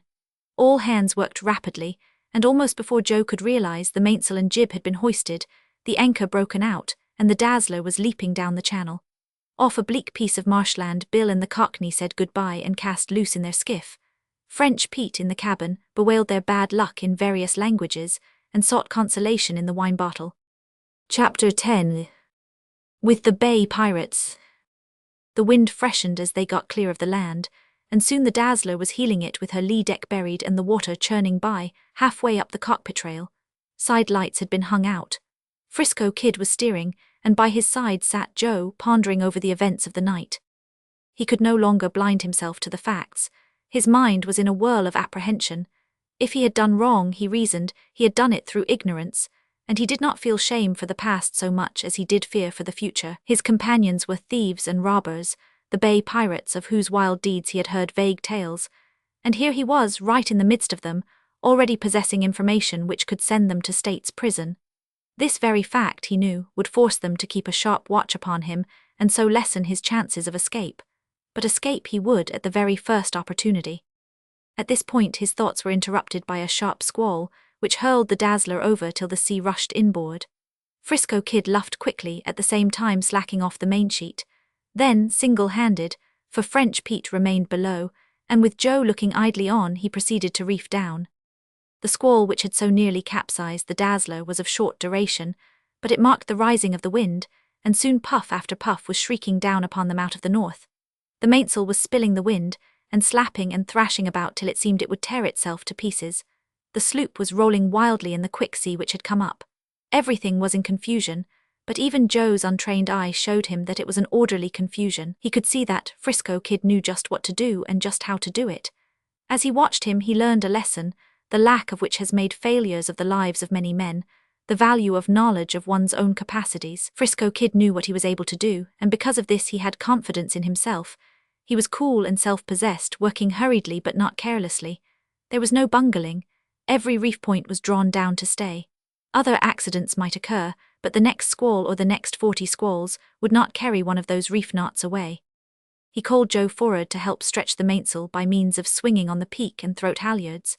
To lay out on the long bowsprit and put a single reef in the jib was a slight task compared with what had been already accomplished, so a few moments later they were again in the cockpit. Under the other lad's directions, Joe flattened down the jib sheet and, going into the cabin, let down a foot or so of centerboard. The excitement of the struggle had chased all unpleasant thoughts from his mind. Patterning after the other boy, he had retained his coolness. He had executed his orders without fumbling and at the same time without undue slowness. Together they had exerted their puny strength in the face of violent nature, and together they had outwitted her. He came back to where his companion stood at the tiller steering, and he felt proud of him and of himself. And when he read the unspoken praise in Frisco Kid's eyes, he blushed like a girl at her first compliment. But the next instant, the thought flashed across him that this boy was a thief, a common thief, and he instinctively recoiled. His whole life had been sheltered from the harsher things of the world. His reading, which had been of the best, had laid a premium upon honesty and uprightness, and he had learned to look with abhorrence upon the criminal classes. So he drew a little away from Frisco Kid and remained silent. But Frisco Kid, devoting all his energies to the handling of the sloop, had no time in which to remark this sudden change of feeling on the part of his companion. But there was one thing Joe found in himself that surprised him. While the thought of Frisco Kid being a thief was repulsive to him, Frisco Kid himself was not. Instead of feeling an honest desire to shun him, he felt drawn toward him. He could not help liking him, though he knew not why. Had he been a little older, he would have understood that it was the lad's good qualities which appealed to him, his coolness and self-reliance, his manliness and bravery, and a certain kindliness and sympathy in his nature. As it was, he thought it his own natural badness which prevented him from disliking Frisco Kid. But while he felt shame at his own weakness, he could not smother the warm regard which he felt growing up for this particular bay pirate. "Take in 2 or 3 feet on the skiff's painter," commanded Frisco Kid, who had an eye for everything. The skiff was towing with too long a painter, and was behaving very badly. Every once in a while it would hold back till the tow rope tautened, then come leaping ahead and sheering and dropping slack till it threatened to shove its nose under the huge whitecaps which roared so hungrily on every hand. Joe climbed over the cockpit rail to the slippery afterdeck, and made his way to the bit to which the skiff was fastened. "Be careful," Frisco Kid warned, as a heavy puff struck the Dazzler and careened her dangerously over on her side. "Keep one turn round the bit, and heave in on it when the painter slacks." It was ticklish work for a greenhorn. Joe threw off all the turns save the last, which he held with one hand, while with the other he attempted to bring in on the painter. But at that instant it tightened with a tremendous jerk, the boat sheering sharply into the crest of a heavy sea. The rope slipped from his hands and began to fly out over the stern. He clutched it frantically, and was dragged after it over the sloping deck. "Let her go," Frisco Kid shouted. Joe let go just as he was on the verge of going overboard, and the skiff dropped rapidly astern. He glanced in a shamefaced way at his companion, expecting to be sharply reprimanded for his awkwardness. But Frisco Kid smiled good-naturedly. "That's all right," he said. "No bones broke and nobody overboard. Better to lose a boat than a man any day, that's what I say. Besides, I should have sent you out there. And there's no harm done. We can pick it up all right. Go in and drop some more centerboard a couple of feet and then come out and do what I tell you. But don't be in a hurry, take it easy and sure." Joe dropped the centerboard and returned, to be stationed at the jib sheet.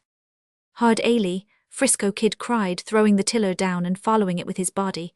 "Cast off, that's right, now lend a hand on the mainsheet." Together, hand over hand, they came in on the reefed mainsail.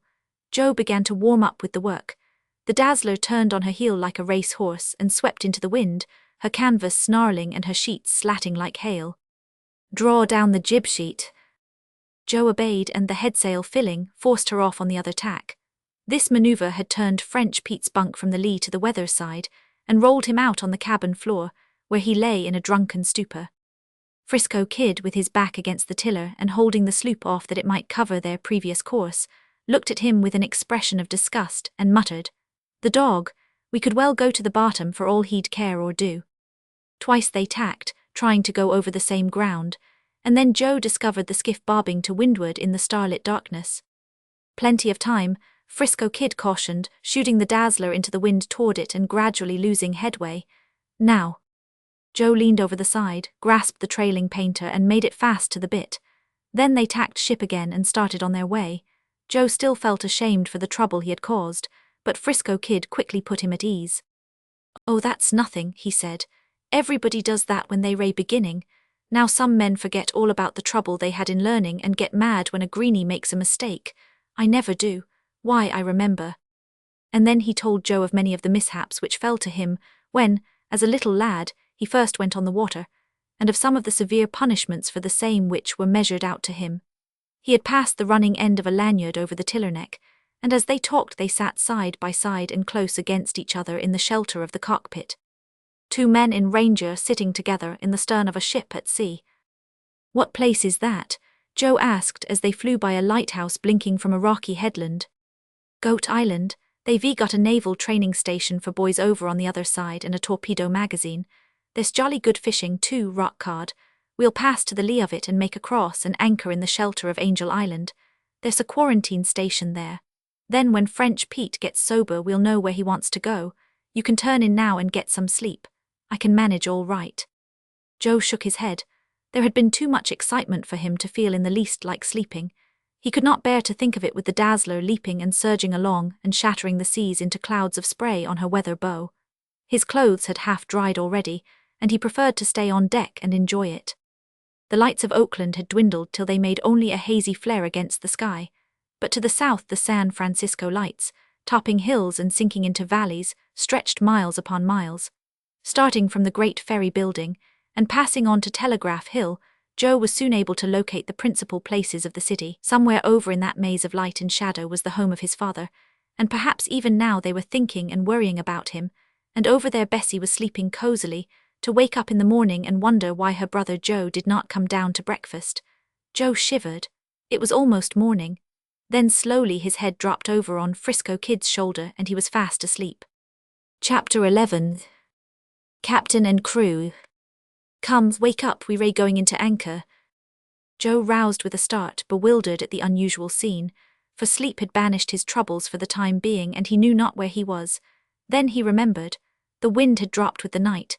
Beyond, the heavy aftersea was still rolling, but the Dazzler was creeping up in the shelter of a rocky island.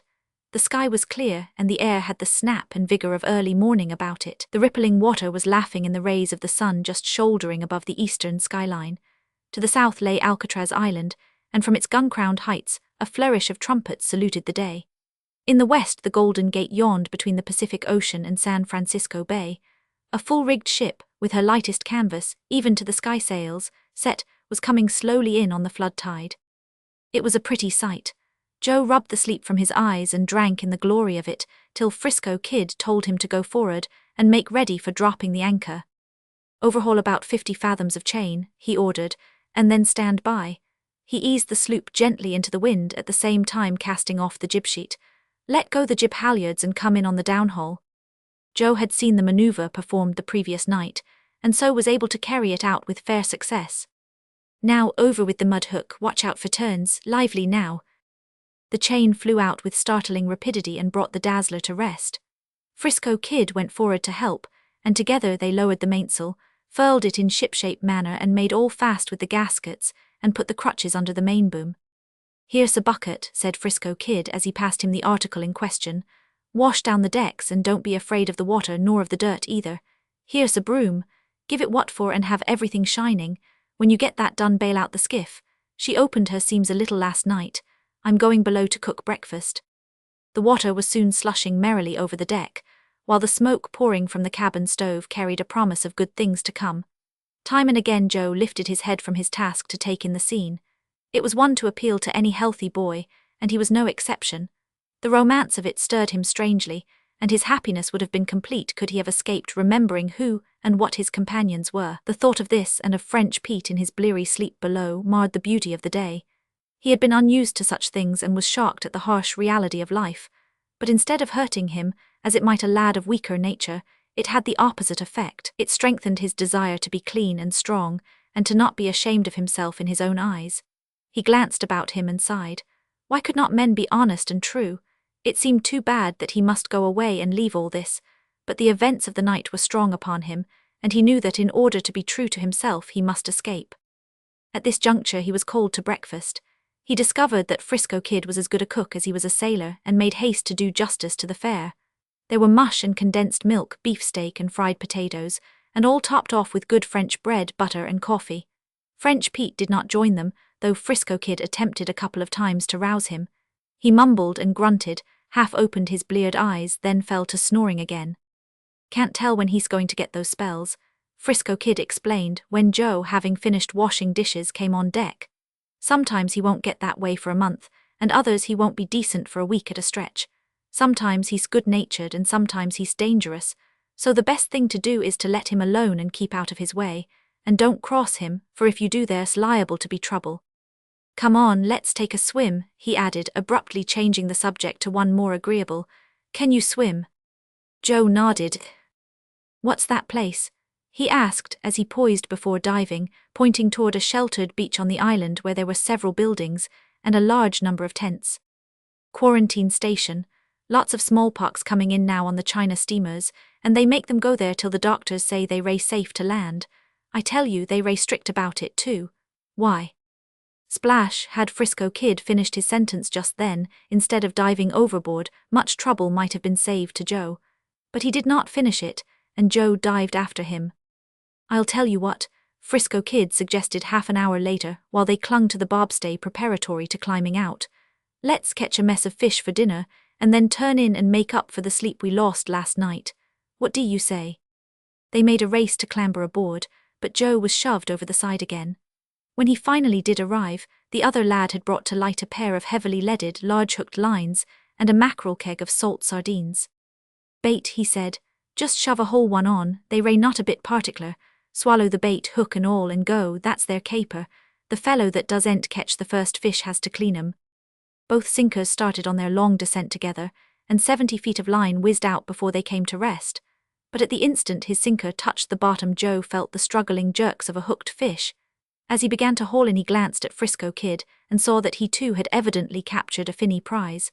The race between them was exciting. Hand over hand, the wet lines flashed inboard, but Frisco Kid was more expert and his fish tumbled into the cockpit first. Joe's followed an instant later, a 3-pound rock cod. He was wild with joy. It was magnificent, the largest fish he had ever landed or ever seen landed. Over went the lines again, and up they came with 2 mates of the ones already captured. It was sport royal. Joe would certainly have continued till he had fished the bay empty, had not Frisco Kid persuaded him to stop. "We've got enough for 3 meals now," he said, "so there's no use in having them spoil. Besides, the more you catch the more you clean, and you'd better start in right away. I'm going to bed." Chapter 12. Joe tries to take French leave. Joe did not mind. In fact, he was glad he had not caught the first fish, for it helped out a little plan which had come to him while swimming. He threw the last cleaned fish into a bucket of water and glanced about him. The quarantine station was a bare half-mile away, and he could make out a soldier pacing up and down at sentry duty on the beach. Going into the cabin, he listened to the heavy breathing of the sleepers. He had to pass so close to Frisco Kid to get his bundle of clothes that he decided not to take it. Returning outside, he carefully pulled the skiff alongside, got aboard with a pair of oars and cast off. At first he rowed very gently in the direction of the station, fearing the chance of noise if he made undue haste. But gradually, he increased the strength of his strokes till he had settled down to the regular stride. When he had covered half the distance he glanced about. Escape was sure now, for he knew, even if he were discovered, that it would be impossible for the Dazzler to get under way and head him off before he made the land and the protection of that man who wore the uniform of Uncle Sam's soldiers. The report of a gun came to him from the shore, but his back was in that direction and he did not bother to turn around. A second report followed, and a bullet cut the water within a couple of feet of his oar blade. This time he did turn around. The soldier on the beach was leveling his rifle at him for a third shot. Joe was in a predicament, and a very tantalizing one at that. A few minutes of hard rowing would bring him to the beach and to safety, but on that beach for some unaccountable reason stood a United States soldier who persisted in firing at him. When Joe saw the gun aimed at him for the third time, he backed water hastily. As a result, the skiff came to a standstill, and the soldier, lowering his rifle, regarded him intently. "I want to come ashore, important," Joe shouted out to him. The man in uniform shook his head. "But it's important, I tell you. Won't you let me come ashore?" He took a hurried look in the direction of the Dazzler. The shots had evidently awakened French Pete, for the mainsail had been hoisted, and as he looked he saw the anchor broken out and the jib flung to the breeze. "Can't land here," the soldier shouted back. "Smallpox." "But I must," he cried, choking down a half-sob and preparing to row. "Then I'll shoot you," was the cheering response, and the rifle came to shoulder again. Joe thought rapidly. The island was large. Perhaps there were no soldiers farther on, and if he only once got ashore he did not care how quickly they captured him. He might catch the smallpox, but even that was better than going back to the Bay Pirates. He whirled the skiff half about to the right, and threw all his strength against the oars. The cove was quite wide, and the nearest point which he must go around a good distance away. Had he been more of a sailor, he would have gone in the other direction for the opposite point, and thus had the wind on his pursuers. As it was, the Dazzler had a beam wind in which to overtake him. It was nip and tuck for a while. The breeze was light and not very steady, so sometimes he gained and sometimes they. Once it freshened till the sloop was within 100 yards of him, and then it dropped suddenly flat, the Dazzler's big mainsail flapping idly from side to side. "Ah, you steal ze skiff, eh?" French Pete howled at him, running into the cabin for his rifle. "I fix you, you come back quick or I kill you." But he knew the soldier was watching them from the shore, and did not dare to fire, even over the lad's head. Joe did not think of this, for he, who had never been shot at in all his previous life, had been under fire twice in the last 24 hours. Once more or less could amount to much. So he pulled steadily away, while French Pete raved like a wild man, threatening him with all manner of punishments once he laid hands upon him again. To complicate matters, Frisco Kid waxed mutinous. "Just you shoot him, and I'll see you hung for it, see if I don't," he threatened. "You'd better let him go. He's a good boy and all right, and not raised for the dirty life you and I are leading." "You too, eh?" the Frenchman shrieked beside himself with rage. "Den I fix you, you rat." He made a rush for the boy, but Frisco Kid led him a lively chase from cockpit to bowsprit and back again. A sharp capful of wind arriving just then, French Pete abandoned the one chase for the other, springing to the tiller and slacking away on the mainsheet. For the wind favoured, he headed the sloop down upon Joe. The latter made one tremendous spurt, then gave up in despair and hauled in his oars. French Pete let go the mainsheet, lost steerageway as he rounded up alongside the motionless skiff, and dragged Joe out. "Keep mum," Frisco Kid whispered to him while the irate Frenchman was busy fastening the painter. "Don't talk back. Let him say all he wants to and keep quiet, it'll be better for you." But Joe's Anglo-Saxon blood was up, and he did not heed. "Look here, Mr. French Pete, or whatever your name is," he commenced. "I give you to understand that I want to quit, and that I'm going to quit. So you'd better put me ashore at once. If you don't I'll put you in prison, or my name's not Joe Bronson." Frisco Kid waited the outcome fearfully. French Pete was aghast. He was being defied aboard his own vessel, and by a boy. Never had such a thing been heard of. He knew he was committing an unlawful act in detaining him, but at the same time he was afraid to let him go with the information he had gathered concerning the sloop and its occupation. The boy had spoken the unpleasant truth when he said he could send him to prison. The only thing for him to do was to bully him. You will, eh? His shrill voice rose wrathfully. Den you come too, you row ze boat last a night, answer me dat.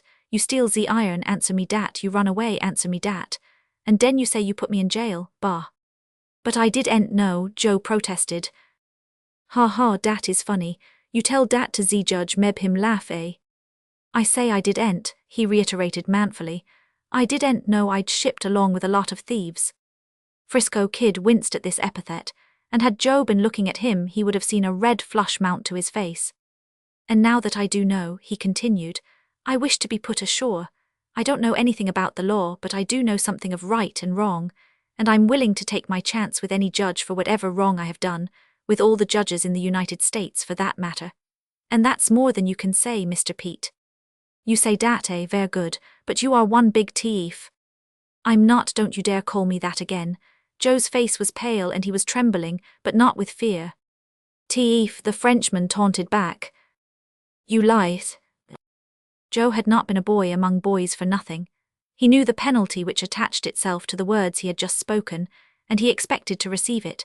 So he was not overmuch surprised when he picked himself up from the floor of the cockpit an instant later, his head still ringing from a stiff blow between the eyes.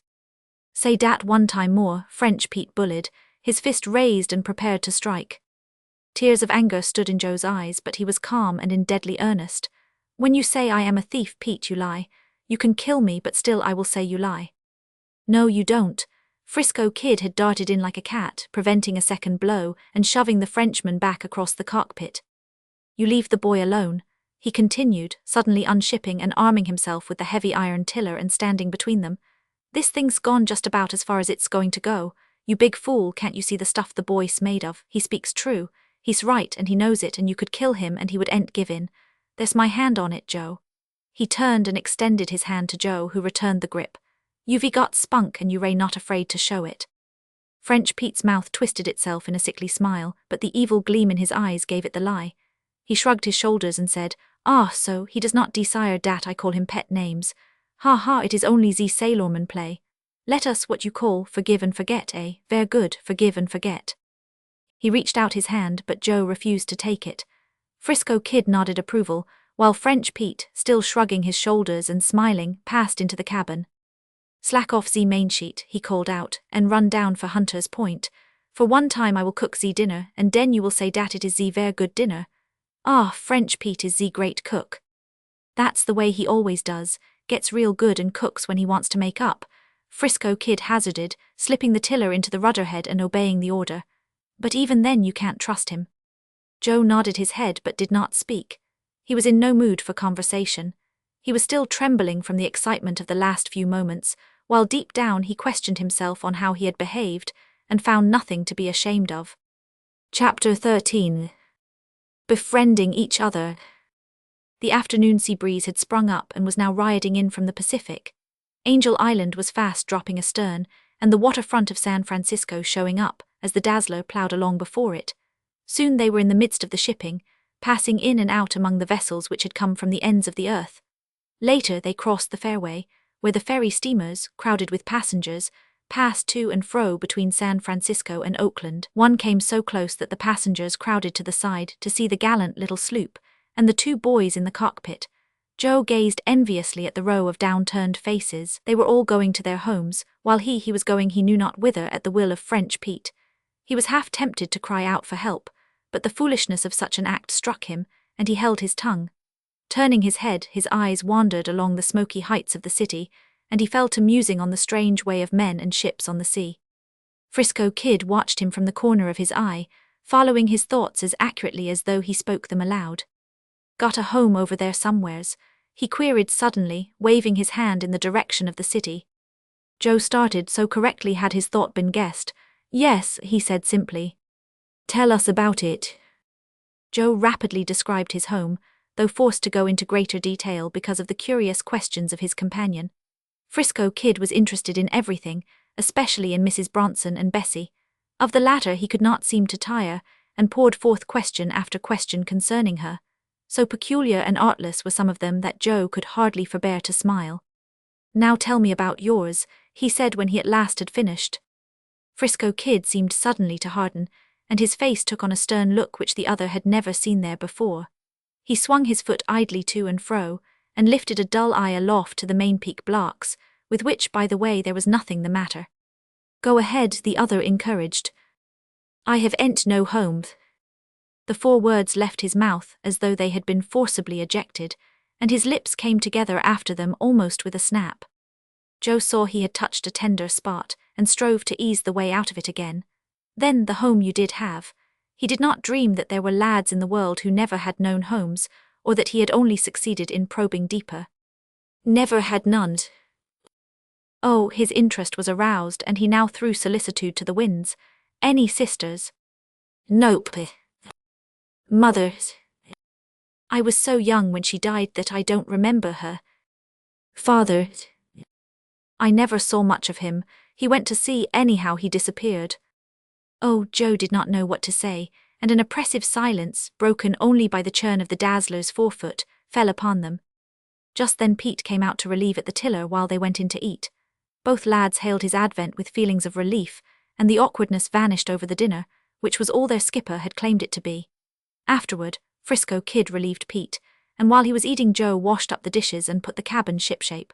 Then they all gathered in the stern, where the captain strove to increase the general cordiality by entertaining them with descriptions of life among the pearl divers of the South Seas. In this fashion the afternoon wore away. They had long since left San Francisco behind, rounded Hunter's Point, and were now skirting the San Mateo shore. Joe caught a glimpse once of a party of cyclists rounding a cliff on the San Bruno road, and remembered the time when he had gone over the same ground on his own wheel. It was only a month or 2 before, but it seemed an age to him now, so much had there been to come between. By the time supper had been eaten and the things cleared away, they were well down the bay, off the marshes behind which Redwood City clustered. The wind had gone down with the sun, and the Dazzler was making but little headway, when they sighted a sloop bearing down upon them on the dying wind. Frisco Kid instantly named it as the Reindeer, to which French Pete, after a deep scrutiny, agreed. He seemed very much pleased at the meeting. A ship in calm waters with another ship approaching nearby. Red Nelson runs her, Frisco Kid informed Joe, and he's a terror and no mistake. I'm always afraid of him when he comes near.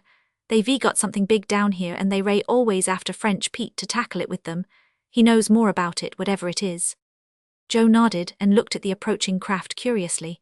Though somewhat larger, it was built on about the same lines as the Dazzler, which meant, above everything else, that it was built for speed. The mainsail was so large that it was more like that of a racing yacht, and it carried the points for no less than 3 reefs in case of rough weather. Aloft and on deck everything was in place, nothing was untidy or useless. From running gear to standing rigging, everything bore evidence of thorough order and smart seamanship. The Reindeer came up slowly in the gathering twilight and went to anchor a biscuit toss away. French Pete followed suit with the Dazzler, and then went in the skiff to pay them a visit. The 2 lads stretched themselves out on top the cabin and awaited his return. Do you like the life? Joe broke silence. The other turned on his elbow. Well, I do, and then again I don't. The fresh air and the salt water and all that and the freedom, that's all right. But I don't like the... He paused a moment as though his tongue had failed in its duty and then blurted out. The stealing. Then why don't you quit it? Joe liked the lad more than he dared confess to himself, and he felt a sudden missionary zeal come upon him. I will just as soon as I can turn my hand to something else. But why not now? Now is the accepted time was ringing in Joe's ears, and if the other wished to leave, it seemed a pity that he did not, and at once. Where can I go? What can I do? There's nobody in all the world to lend me a hand, just as there never has been. I tried it once and learned my lesson too well to do it again in a hurry. Well, when I get out of this I'm going home. Guess my father was right after all, and I don't see, maybe, what's the matter with you going with me? He said this last without thinking, impulsively, and Frisco Kid knew it. You don't know what you ray talking about, he answered. Fancy me going off with you.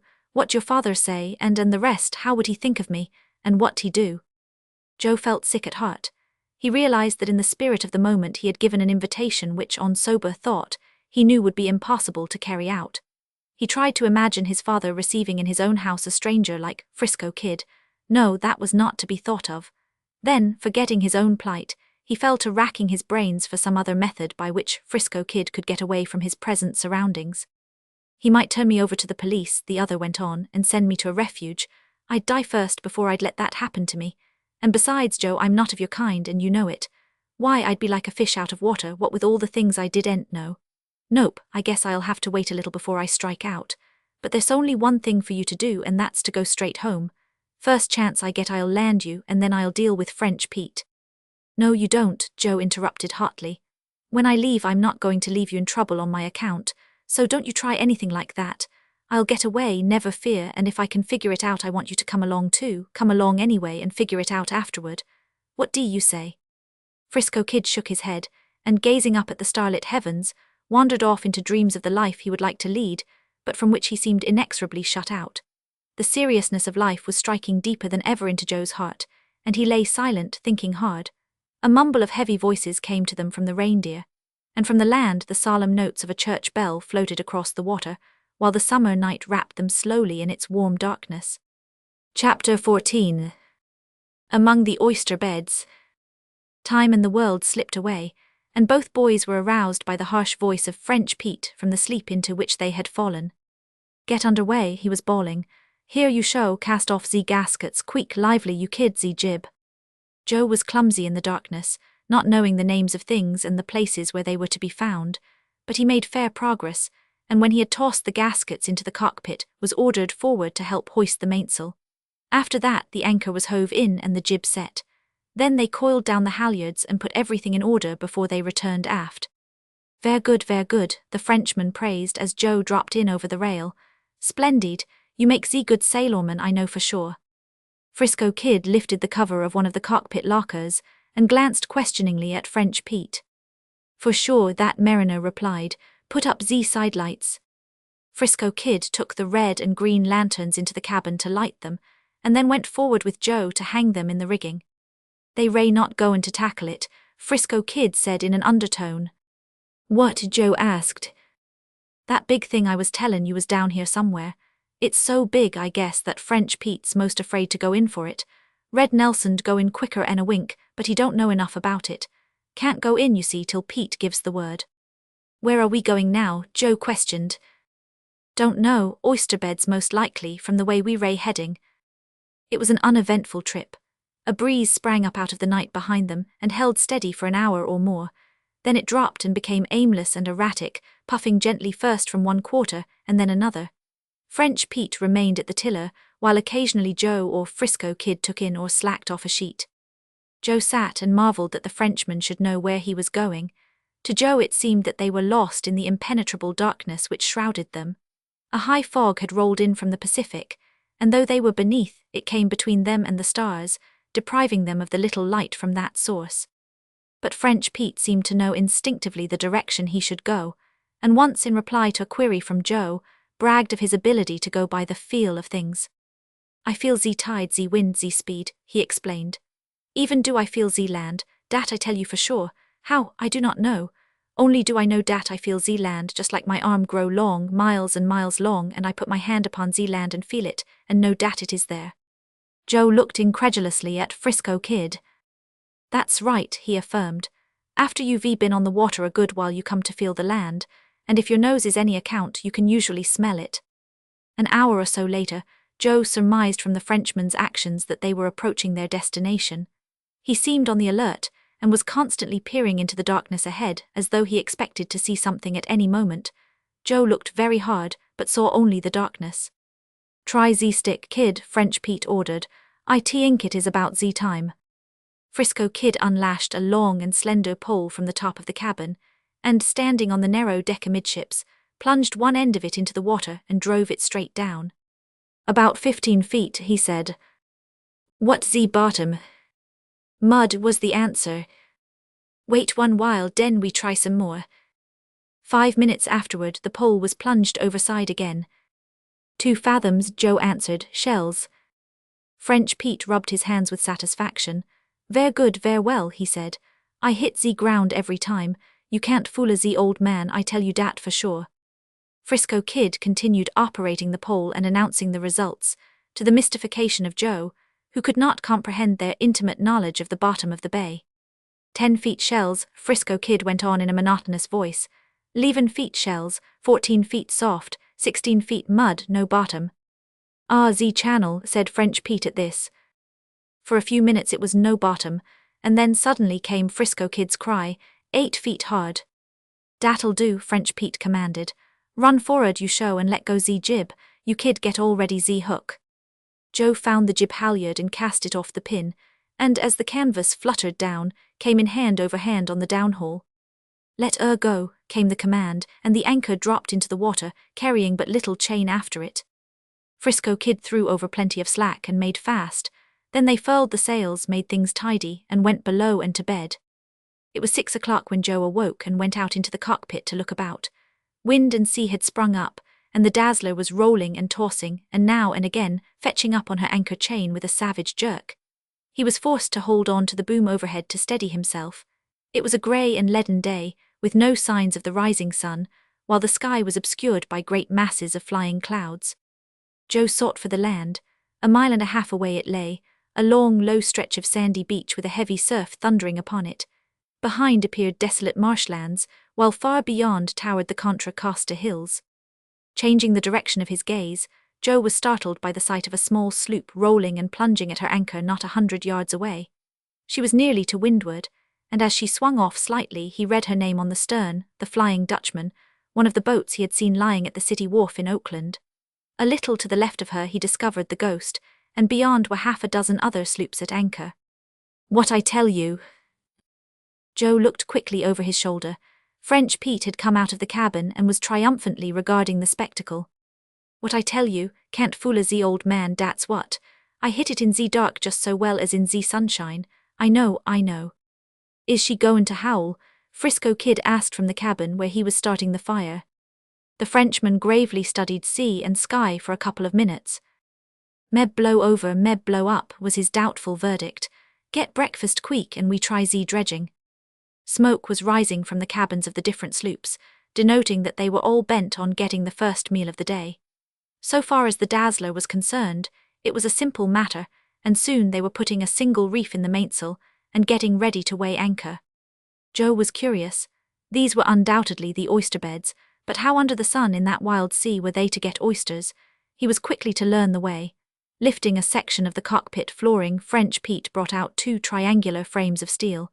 At the apex of one of these triangles, in a ring for the purpose, he made fast a piece of stout rope. From this the sides, inch rods, diverged at almost right angles, and extended down for a distance of 4 feet or more, where they were connected by the third side of the triangle, which was the bottom of the dredge. This was a flat plate of steel over a yard in length, to which was bolted a row of long, sharp teeth, likewise of steel. Attached to the toothed plate, and to the sides of the frame, was a net of very coarse fishing twine, which Joe correctly surmised was there to catch the oysters raked loose by the teeth from the bottom of the bay. A rope being made fast to each of the dredges, they were dropped overboard from either side of the Dazzler. When they had reached the bottom and were dragging with the proper length of line out, they checked her speed quite noticeably. Joe touched one of the lines with his hands, and could feel plainly the shock and jar and grind as it tore over the bottom. "All in," French Pete shouted. The boys laid hold of the line and hove in the dredge. The net was full of mud and slime and small oysters, with here and there a large one. This mess they dumped on the deck and picked over while the dredge was dragging again. The large oysters they threw into the cockpit and shoveled the rubbish overboard. There was no rest, for by this time the other dredge required emptying. And when this was done and the oysters sorted, both dredges had to be hauled aboard so that French Pete could put the Dazzler about on the other tack. The rest of the fleet was under way and dredging back in similar fashion. Sometimes the different sloops came quite close to them, and they hailed them and exchanged snatches of conversation and rough jokes. But in the main it was hard work, and at the end of an hour Joe's back was aching from the unaccustomed strain, and his fingers were cut and bleeding from his clumsy handling of the sharp-edged oysters. "Dat's right," French Pete said approvingly. "You learn quick, ver soon you know how." Joe grinned ruefully and wished it was dinner time. Now and then, when a light dredge was hauled, the boys managed to catch breath and say a couple of words. "That's Asparagus Island," Frisco Kid said, indicating the shore. "At least that's what the fishermen and scow sailors call it. The people who live there call it Bay Farm Island." He pointed more to the right. "And over there is San Leandro. You can't see it, but it's there." "Ever been there?" Joe asked. Frisco Kid nodded his head and signed to him to help heave in the starboard dredge. "These are what they call the deserted beds," he said again. Nobody owns them, so the oyster pirates come down and make a bluff at working them. Why a bluff? 'Cause they ray pirates, that's why, and because there's more money in raiding the private beds. He made a sweeping gesture toward the east and southeast. The private beds are over yonder, and if it don't storm the whole fleet'll be raidin' 'em tonight. And if it does storm, Joe asked. Why, we won't raid them, and French Pete'll be mad, that's all. He always hates being put out by the weather, but it don't look like lettin' up, and this is the worst possible shore in a sou'wester. Pete may try to hang on, but it's best to get out before she howls. At first it did seem as though the weather were growing better. The stiff southwest wind dropped perceptibly, and by noon, when they went to anchor for dinner, the sun was breaking fitfully through the clouds. That's all right, Frisco Kid said prophetically, but I ain't been on the bay for nothing. She's just gettin' ready to let us have it good and hard. I think you right, kid, French Pete agreed, but ze Dazzler hang on all ze same. Last a time she run away and fine night come, this time she run not away. Ver good. Chapter 15. Good sailors in a wild anchorage. All afternoon the Dazzler pitched and rolled at her anchorage, and as evening drew on the wind deceitfully eased down. This, and the example set by French Pete, encouraged the rest of the oyster boats to attempt to ride out the night, but they looked carefully to their moorings and put out spare anchors. French Pete ordered the two boys into the skiff, and at the imminent risk of swamping, they carried out a second anchor, at nearly right angles to the first one, and dropped it over. French Pete then ran out a great quantity of chain and rope, so that the Dazzler dropped back 100 feet or more, where she rode more easily. It was a wild stretch of water which Joe looked upon from the shelter of the cockpit. The oyster beds were out in the open bay, utterly unprotected, and the wind, sweeping the water for a clean 12 miles, kicked up so tremendous a sea that at every moment it seemed as though the wallowing sloops would roll their masts overside. Just before twilight a patch of sail sprang up to windward, and grew until it resolved itself into the huge mainsail of the Reindeer. "Ze big fool," French Pete cried, running out of the cabin to see. Sometime, I tell you, he crack on like dat and he go poof, just like dat poof, and no more Nelson, no more Reindeer, no more nothing. Joe looked inquiringly at Frisco Kid. "That's right," he answered. "Nelson ought to have at least one reef in, two'd be better, but there he goes, every inch spread, as though some fiend was after him. He drives too hard, he's too reckless when there ain't the smallest need for it. I've sailed with him and I know his ways." Like some huge bird of the air, the Reindeer lifted and soared down on them on the foaming crest of a wave. "Don't mind," Frisco Kid warned. "He's only tryin' to see how close he can come to us without hittin' us." Joe nodded and stared with wide eyes at the thrilling sight. The Reindeer leaped up in the air, pointing her nose to the sky till they could see her whole churning forefoot. Then she plunged downward till her forward deck was flush with the foam, and with a dizzying rush she drove past them, her main boom missing the Dazzler's rigging by scarcely a foot. Nelson at the wheel waved his hand to them as he hurtled past, and laughed joyously in French Pete's face, who was angered by the dangerous trick. When to leeward, the splendid craft rounded to the wind, rolling once till her brown bottom showed to the centreboard, and they thought she was over, then righting and dashing ahead again like a thing possessed. She passed abreast of them on the starboard side. They saw the jib run down with a rush, and an anchor go overboard as she shot into the wind, and as she fell off and back with a spilling mainsail, they saw a second anchor go overboard, wide apart from the first. Then the mainsail came down on the run, and was furled and fastened by the time she had tightened to her double hawsers. Never was there such a man. The Frenchman's eyes were glistening with admiration for such perfect seamanship, and Frisco Kid's were likewise moist. "Just like a yacht," he said as he went back into the cabin, "just like a yacht, only better." As night came on, the wind began to rise again, and by 11 o'clock had reached the stage which Frisco Kid described as howlin'. There was little sleep on the Dazzler. He alone closed his eyes. French Pete was up and down every few minutes. Twice when he went on deck he paid out more chain and rope. Joe lay in his blankets and listened, the while vainly courting sleep. He was not frightened, but he was untrained in the art of sleeping in the midst of such turmoil and uproar and violent commotion. Nor had he imagined a boat could play as wild antics as did the Dazzler, and still survive. Often she wallowed over on her beam till he thought she would surely capsize. At other times she leaped and plunged in the air and fell upon the seas with thunderous crashes, as though her bottom was shattered to fragments. Again, she would fetch up taut on her hawsers so suddenly, and so fiercely as to reel from the shock, and to groan and protest through every timber. Frisco Kid awoke once and smiled at him, saying, "This is what they call hangin' on, but just you wait till daylight comes and watch us clowin' off. If some of the sloops don't go ashore, I'm not me, that's all." And thereat he rolled over on his side and was off to sleep. Joe envied him. About 3 a.m, he heard French Pete crawl up forward and rummage around in the eyes of the boat. Joe looked on curiously, and by the dim light of the wildly swinging sea lamp saw him drag out 2 spare coils of line. These he took up on deck, and Joe knew he was bending them on to the hawsers to make them still longer. At 4:30 French Pete had the fire going, and at 5 he called the boys for coffee. This over, they crept into the cockpit to gaze on the terrible scene. The dawn was breaking bleak and grey over a wild waste of tumbling water. They could faintly see the beach line of Asparagus Island, but they could distinctly hear the thunder of the surf upon it, and as the day grew stronger they made out that they had dragged fully half a mile during the night. The rest of the fleet had likewise dragged. The Reindeer was almost abreast of them, La Caprice lay a few hundred yards away, and to leeward, straggling between them and shore, were 5 more of the struggling oyster boats. 2 missing, Frisco Kid announced, putting the glasses to his eyes and searching the beach. "And there's one," he cried, and after studying it carefully he added, "The go ask her, she'll be in pieces in no time. I hope they got ashore." French Pete looked through the glasses, and then Joe.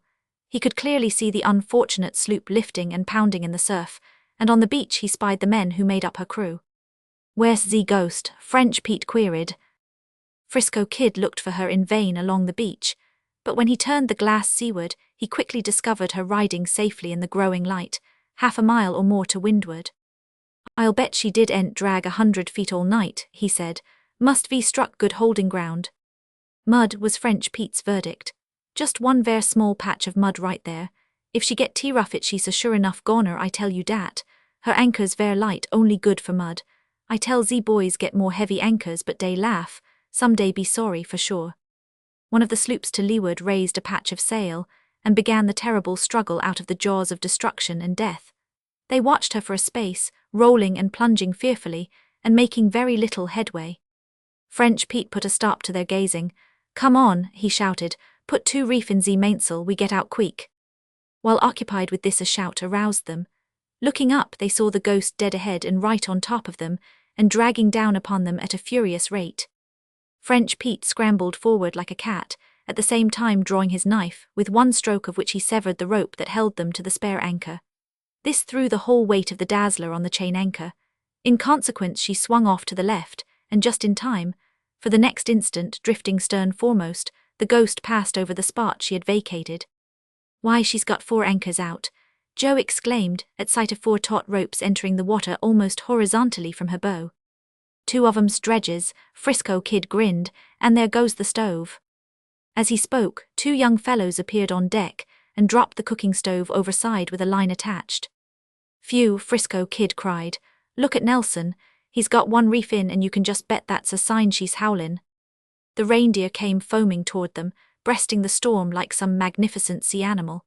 Red Nelson waved to them as he passed astern, and 15 minutes later, when they were breaking out the 1 anchor that remained to them, he passed well to windward on the other tack. French Pete followed her admiringly, though he said ominously, "Some day, poof, he go just like dat, I tell you sure." A moment later the Dazzler's reefed jib was flung out, and she was straining and struggling in the thick of the fight. It was slow work, and hard and dangerous, clawing off that lee shore, and Joe found himself marveling often that so small a craft could possibly endure a minute in such elemental fury. But little by little, she worked off the shore and out of the groundswell into the deeper waters of the bay, where the mainsheet was slacked away a bit, and she ran for shelter behind the rock wall of the Alameda Mole a few miles away. Here they found the Reindeer calmly at anchor, and here, during the next several hours, straggled in the remainder of the fleet, with the exception of the Ghost, which had evidently gone ashore to keep the Go Ask her company. By afternoon the wind had dropped away with surprising suddenness, and the weather had turned almost summer-like. "It does ain't look right," Frisco Kid said in the evening, after French Pete had rowed over in the skiff to visit Nelson. "What does ain't look right?" Joe asked. "Why, the weather. It went down too sudden. It did ain't have a chance to blow itself out, and it ain't going to quit till does blow itself out. It's likely to puff up and howl at any moment if I know anything about it."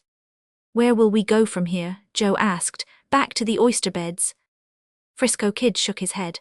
I can't say what French Pete'll do. He's been fooled on the iron and fooled on the oysters, and he's that disgusted he's liable to do most anything desperate. I would be surprised to see him go off with Nelson towards Redwood City, where that big thing is that I was tellin' you about. It's somewhere over there. Well, I won't have anything to do with it, Joe announced decisively.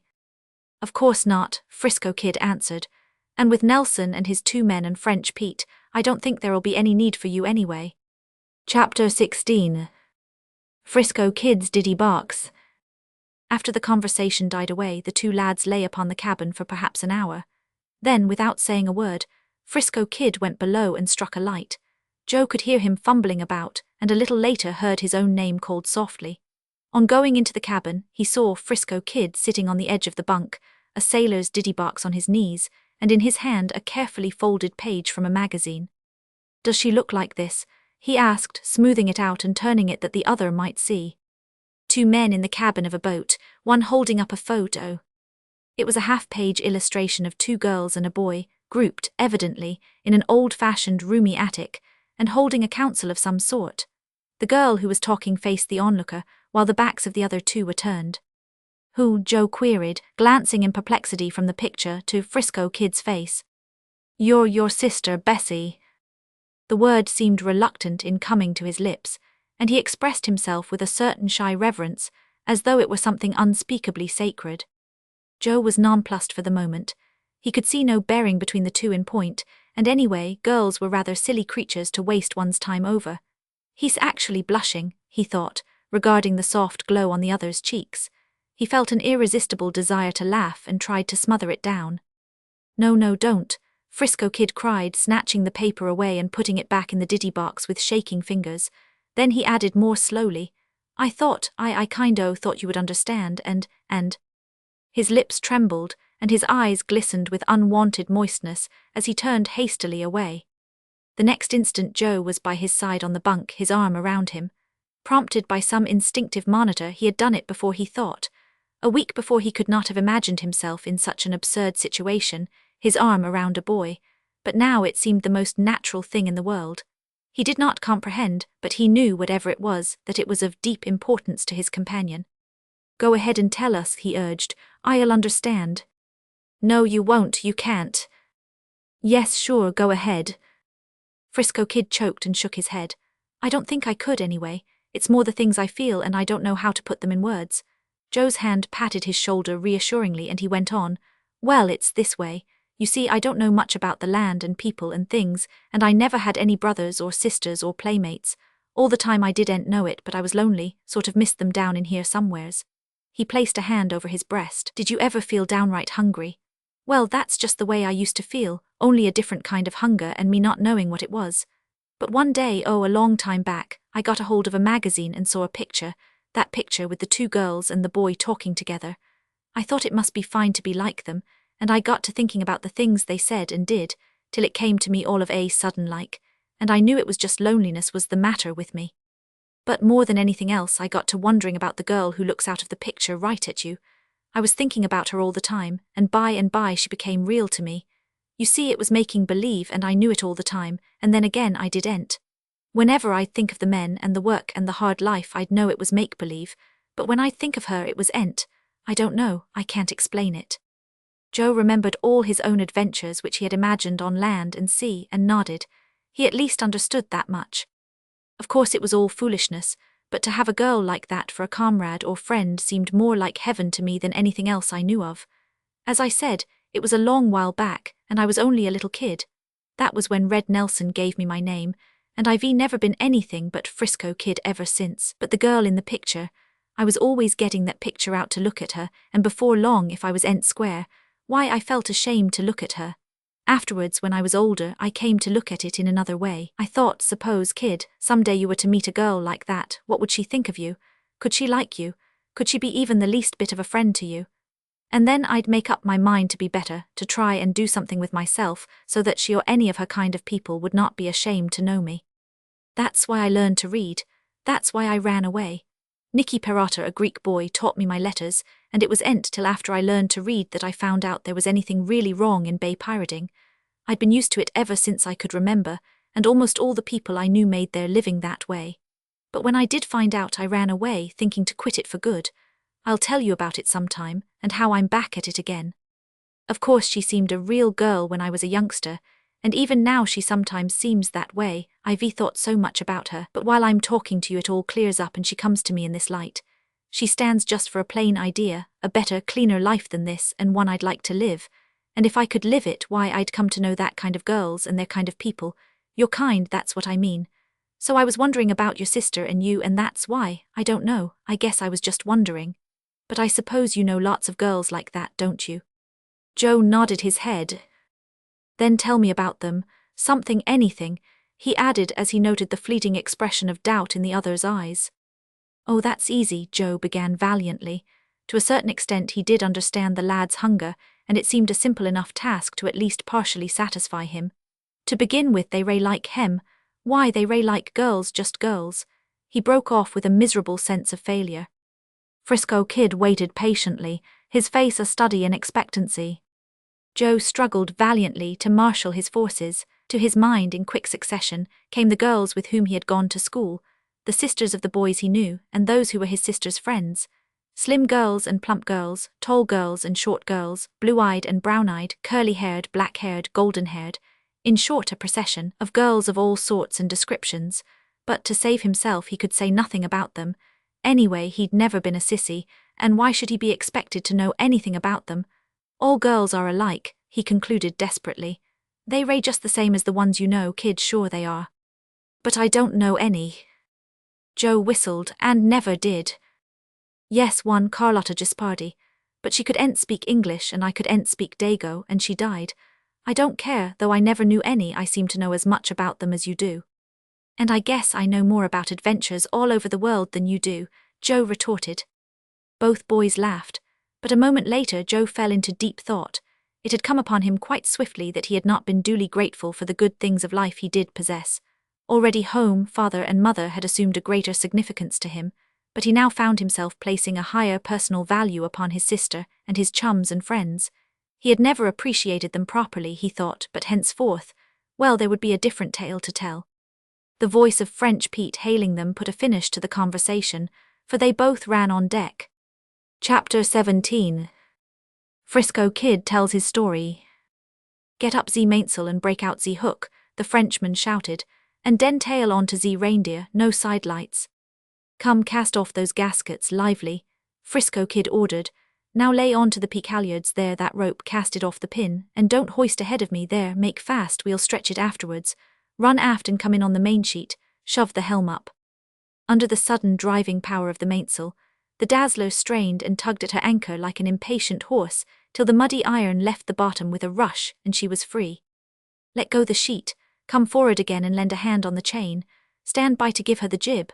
Frisco Kid, the boy who mooned over girls in pictorial magazines, had vanished, and Frisco Kid, the sailor, strong and dominant, was on deck. He ran aft and tacked about as the jib rattled aloft in the hands of Joe, who quickly joined him. Just then the reindeer, like a monstrous bat, passed to leeward of them in the gloom. Ah, dose boys, dey take all a night, they heard French Pete exclaim, and then the gruff voice of Red Nelson, who said, Never you mind, Frenchy, I taught the kid his sailorizing, and I ain't never been ashamed of him yet. The reindeer was the faster boat, but by spilling the wind from her sails they managed so that the boys could keep them in sight. The breeze came steadily in from the west, with a promise of early increase. The stars were being blotted out by masses of driving clouds, which indicated a greater velocity in the upper strata. Frisco Kid surveyed the sky. Going to have it good and stiff before morning, he said, just as I told you. Several hours later, both boats stood in for the San Mateo shore, and dropped anchor not more than a cable's length away.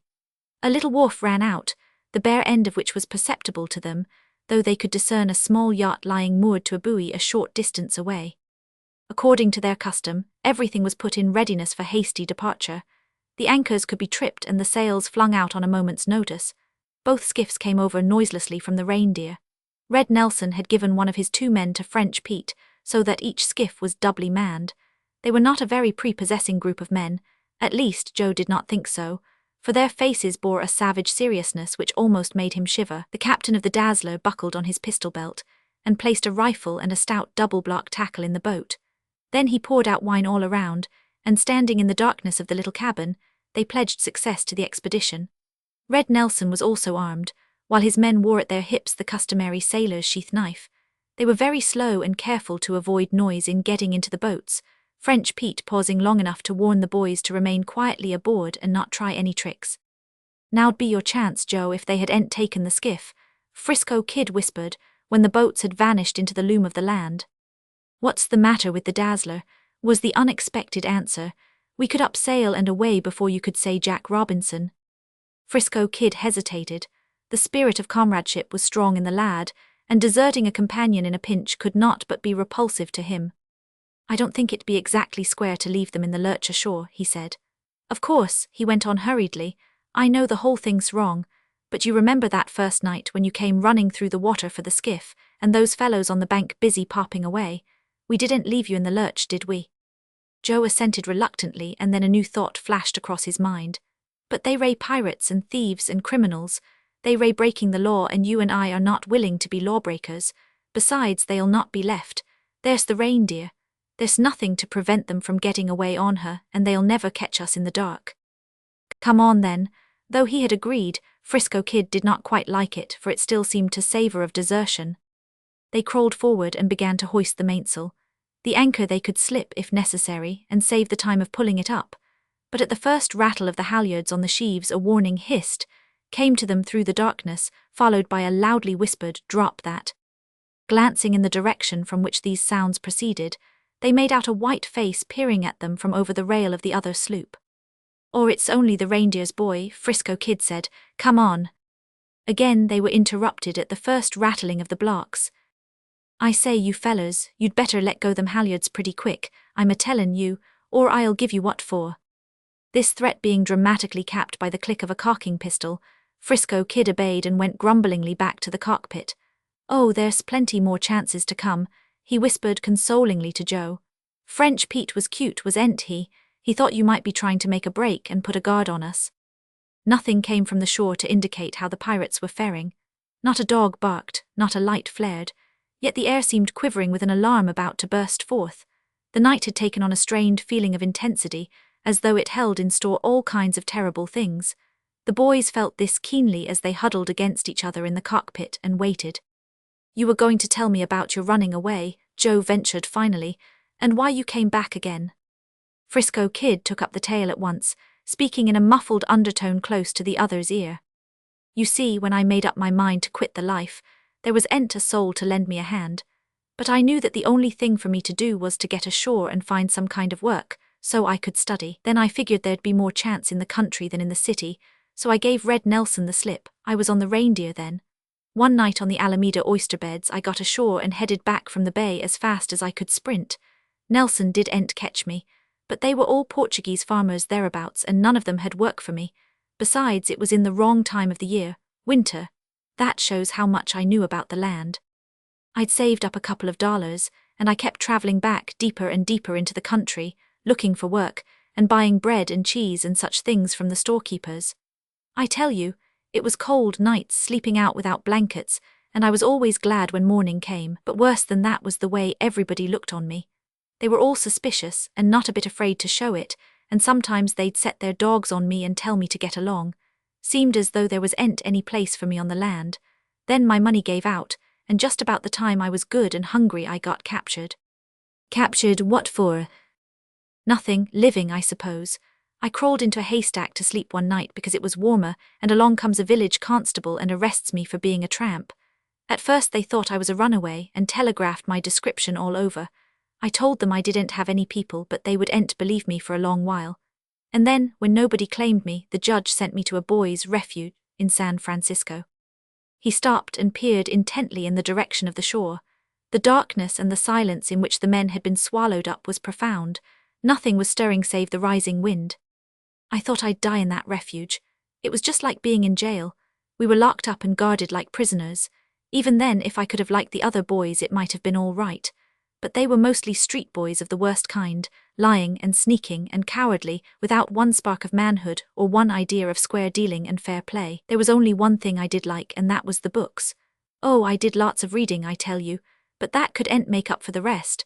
I wanted the freedom and the sunlight and the salt water. And what had I done to be kept in prison and herded with such a gang? Instead of doing wrong, I had tried to do right to make myself better, and that's what I got for it. I wasn't old enough, you see, to reason anything out. Sometimes I'd see the sunshine dancing on the water and showing white on the sails, and the reindeer cutting through it just as you please, and I'd get that sick I would know hardly what I did. And then the boys would come against me with some of their meannesses, and I'd start in to lick the whole kit of them. Then the men in charge would lock me up and punish me. Well, I couldn't stand it any longer. I watched my chance and ran for it. Seemed as though there wasn't any place on the land for me, so I picked up with French Pete and went back on the bay.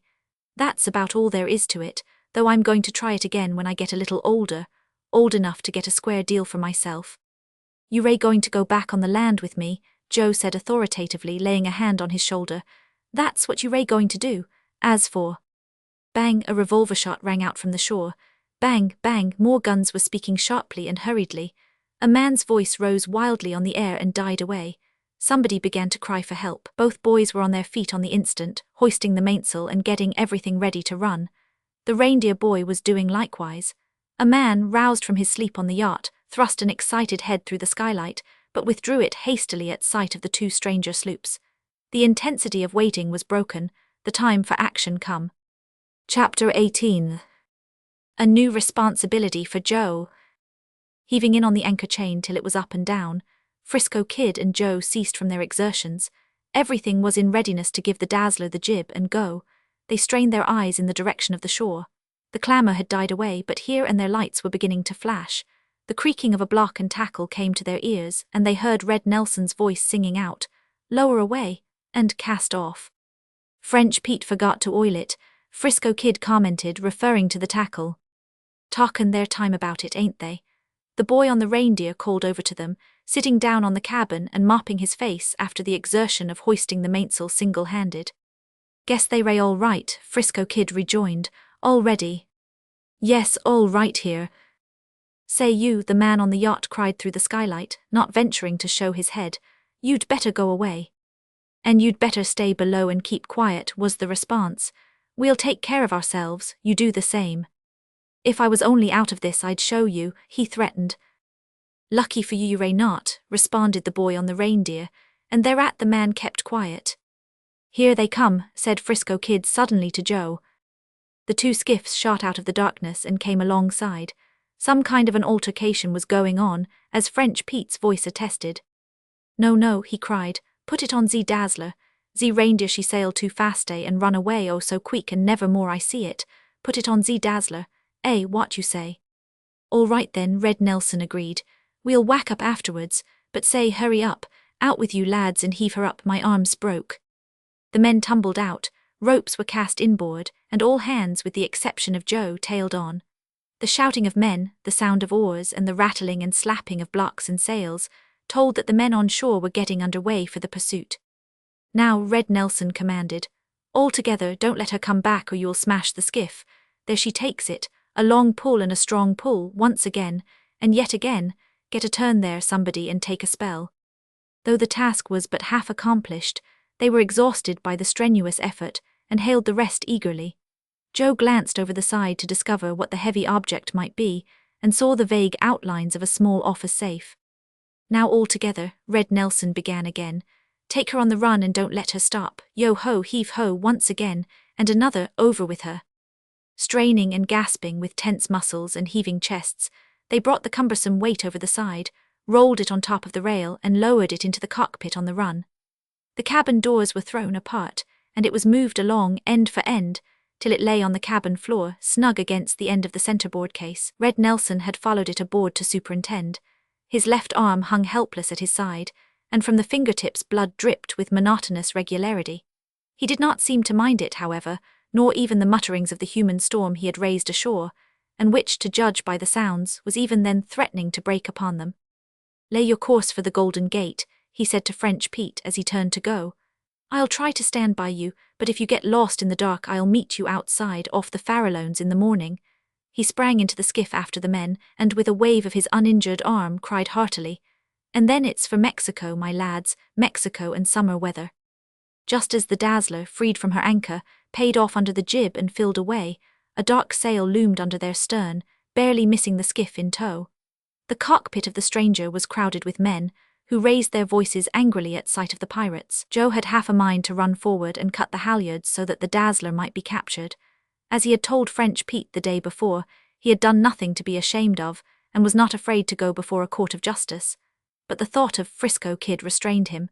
He wanted to take him ashore with him, but in so doing he did not wish to take him to jail. So he, too, began to experience a keen interest in the escape of the Dazzler.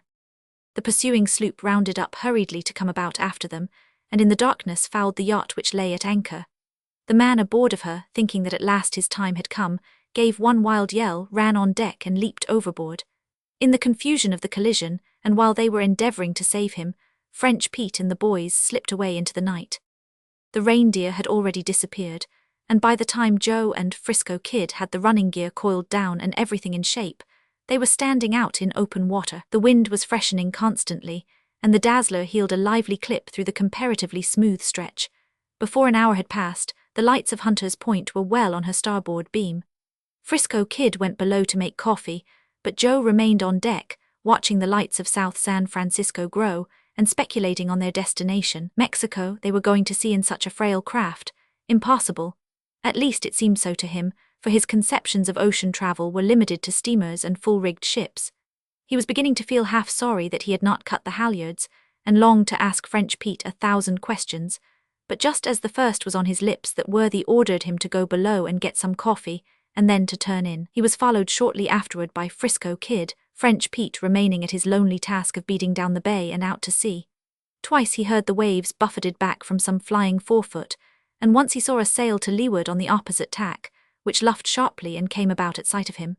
But the darkness favoured, and he heard no more of it, perhaps because he worked into the wind closer by a point, and held on his way with a shaking afterleach. Shortly after dawn, the two boys were called and came sleepily on deck. The day had broken cold and grey, while the wind had attained half a gale.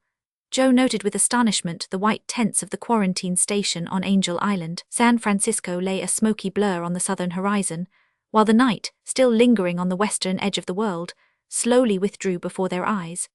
French Pete was just finishing a long reach into the Raccoon Straits, and at the same time studiously regarding a plunging sloop yacht half a mile astern. Day Tink to catch the Dazzler, bah, and he brought the craft in question about, laying a course straight for the Golden Gate. The pursuing yacht followed suit. Joe watched her a few moments. She held an apparently parallel course to them and forged ahead much faster. "Why, at this rate they'll have us in no time," he cried. French Pete laughed. "You tink so, bah, day out foot we outpoint. Day are scared of ze wind, we wipe ze eye of ze wind. Ah, you wait, you see. They ray travelling ahead faster," Frisco Kid explained, "but we ray sailing closer to the wind. In the end we'll beat them, even if they have the nerve to cross the bar, which I don't think they have. Look, see." Ahead could be seen the great ocean surges, flinging themselves skyward and bursting into roaring caps of smother. In the midst of it, now rolling her dripping bottom clear, now sousing her deckload of lumber far above the guards, a coasting steam schooner was lumbering drunkenly into port. It was magnificent, this battle between man and the elements. Whatever timidity he had entertained fled away, and Joe's nostrils began to dilate and his eyes to flash at the nearness of the impending struggle. French Pete called for his oilskins and sou'wester, and Joe also was equipped with a spare suit. Then he and Frisco Kid were sent below to lash and cleat the safe in place. In the midst of this task, Joe glanced at the firm name, gilt-lettered on the face of it, and read, Bronson and Tate. Why, that was his father and his father's partner. That was their safe, their money. Frisco Kid, nailing the last cleat on the floor of the cabin, looked up and followed his fascinated gaze. "That's rough, isn't it?" he whispered. "Your father." Joe nodded. He could see it all now. They had run into San Andreas, where his father worked the big quarries, and most probably the safe contained the wages of the 1,000 men or more whom he employed. "Don't say anything," he cautioned. Frisco Kid agreed knowingly. "French Pete can't read anyway," he muttered, "and the chances are that Red Nelson won't know what your name is. But just the same, it's pretty rough. They'll break it open and divide up as soon as they can, so I don't see what you're going to do about it." Wait and see. Joe had made up his mind that he would do his best to stand by his father's property. At the worst it could only be lost, and that would surely be the case were he not along, while being along, he at least had a fighting chance to save it, or to be in position to recover it. Responsibilities were showering upon him thick and fast, but a few days back he had had but himself to consider. Then, in some subtle way, he had felt a certain accountability for Frisco Kid's future welfare, and after that, and still more subtly, he had become aware of duties which he owed to his position, to his sister, to his chums and friends, and now, by a most unexpected chain of circumstances, came the pressing need of service, for his father's sake. It was a call upon his deepest strength, and he responded bravely. While the future might be doubtful, he had no doubt of himself, and this very state of mind, this self-confidence by a generous alchemy, gave him added resolution. Nor did he fail to be vaguely aware of it, and to grasp dimly at the truth that confidence breeds confidence, strength. Chapter 19. The boys plan an escape. Now she takes it, French Pete cried. Both lads ran into the cockpit. They were on the edge of the braking bar. A huge 40-footer reared a foam-crested head far above them, stealing their wind for the moment and threatening to crush the tiny craft like an eggshell. Joe held his breath.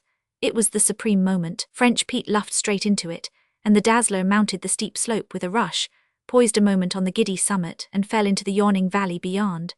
Keeping off in the intervals to fill the mainsail, and luffing into the combers, they worked their way across the dangerous stretch. Once they caught the tail end of a whitecap and were well-nigh smothered in the froth, but otherwise the sloop barbed and ducked with the happy facility of a cork. A ship and its skiff attempting to crest a large wave in rough seas. To Joe it seemed as though he had been lifted out of himself, out of the world. Ah, this was life, this was action. Surely it could not be the old, commonplace world he had lived in so long. The sailors, grouped on the streaming deckload of the steamer, waved their sou'westers, and on the bridge, even the captain was expressing his admiration for the plucky craft. Ah, you see, French Pete pointed astern.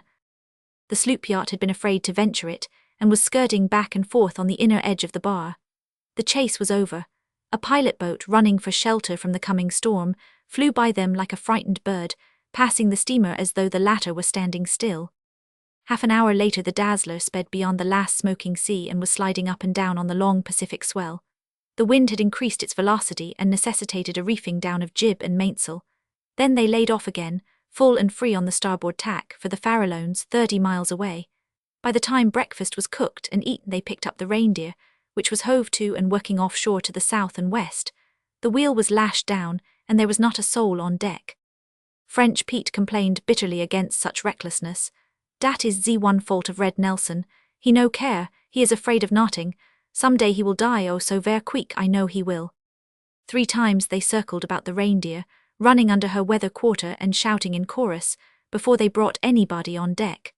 Sail was then made at once, and together the 2 cockleshells plunged away into the vastness of the Pacific. This was necessary, as Frisco Kid informed Joe, in order to have an offing before the whole fury of the storm broke upon them. Otherwise they would be driven on the lee shore of the California coast.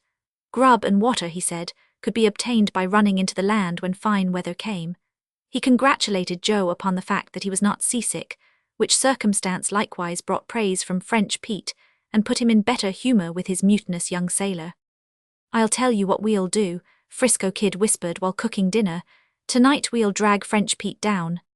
"Drag French Pete down?" "Yes, and tie him up good and snug, as soon as it gets dark, then put out the lights and make a run for land. Get to port anywhere, just so long as we shake loose from Red Nelson." "Yes," Joe deliberated, "that would be all right if I could do it alone, but as for asking you to help me, why that would be treason to French Pete." "That's what I'm coming to. I'll help you if you promise me a few things. French Pete took me aboard when I ran away from the refuge, when I was starving and had no place to go, and I just can't repay him for that by sending him to jail. T would en't be square. Your father would en't have you break your word, would he?"